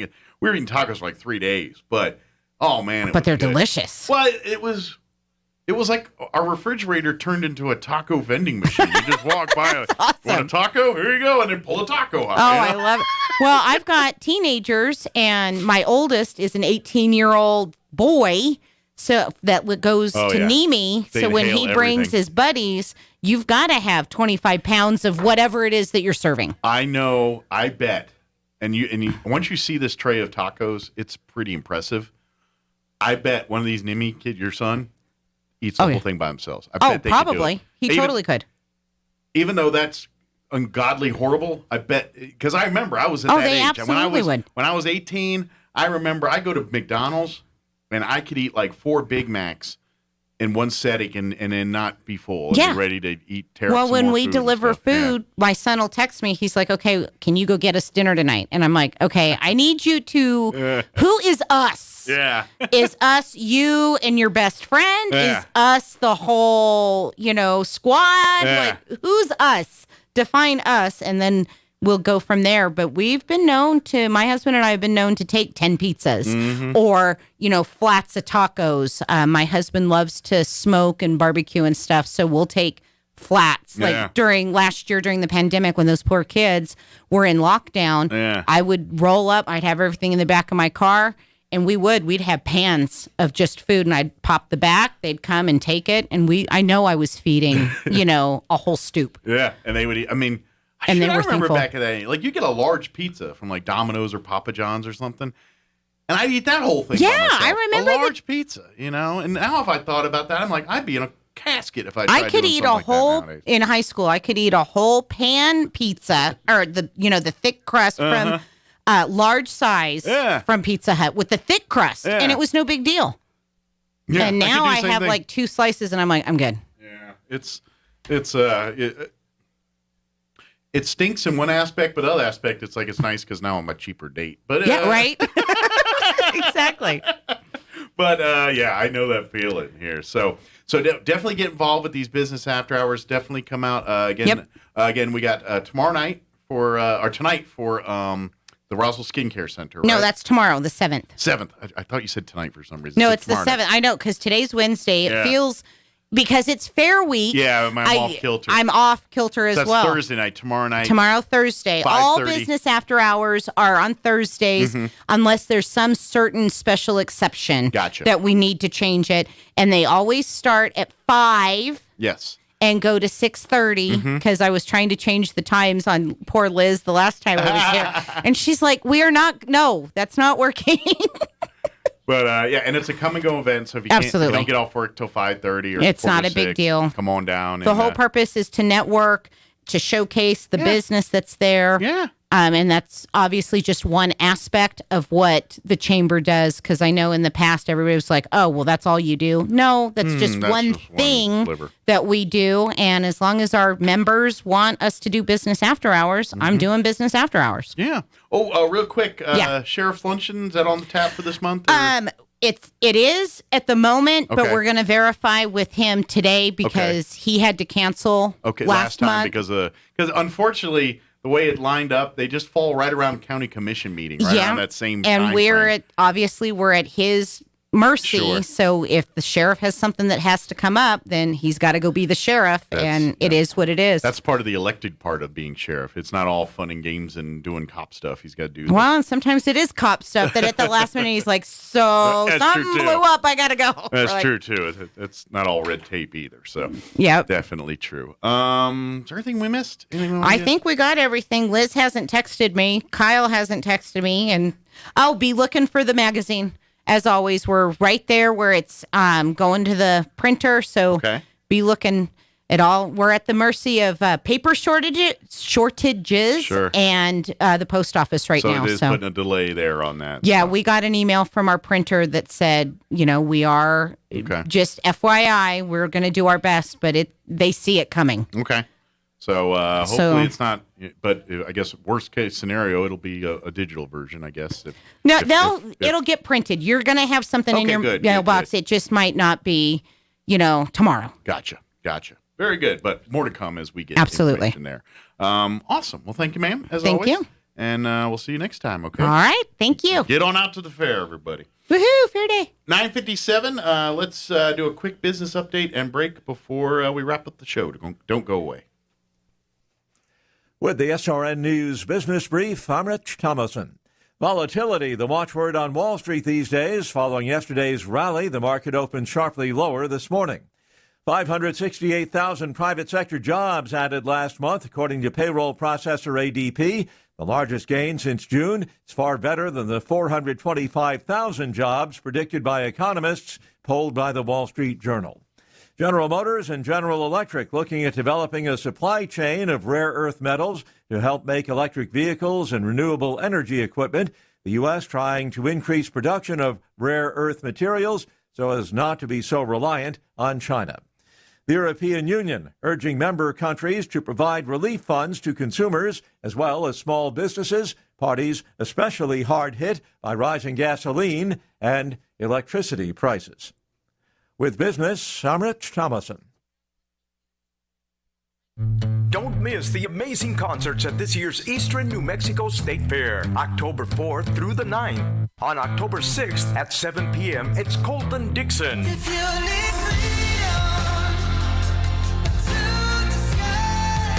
On October 7th, it's Grupo Maldad, Los Consentidos del Norte de Ciudad Juárez, and Los Tremendos León.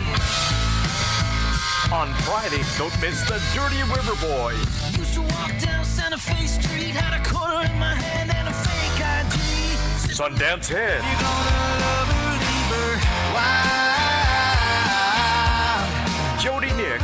Across the alley from the Alamo, when the summer sun starts to settle low. And Sherry Rowe. By way of Southwest. And on Saturday, Edición de Rancho, Conjunto Bengala, and Los Culpables y su estilo diferente. For a complete list of events at this year's fair, log on to enmsf.com. We serve all New Mexico. If you think it's hard to take out a home loan, those rumors are wrong. It's not true. Contact Loan Officer Elliot Rodriguez, MLS number 41002 at CMG Financial, phone number 719-237-4680. At CMG Financial, we can help. Experience extraordinary with CMG Financial, every customer, every time, no exceptions, no excuses. CMG Financial is a registered trade name of CMG Mortgage Incorporated, MLS 1820. CMG Mortgage Incorporated is equal opportunity lender. To verify complete list of states licensed, visit www.mlsconsumersaccess.org. Equal fair housing is the right for everyone to have access to all housing opportunities without discrimination based on race, religion, national origin, sex, color, familial status,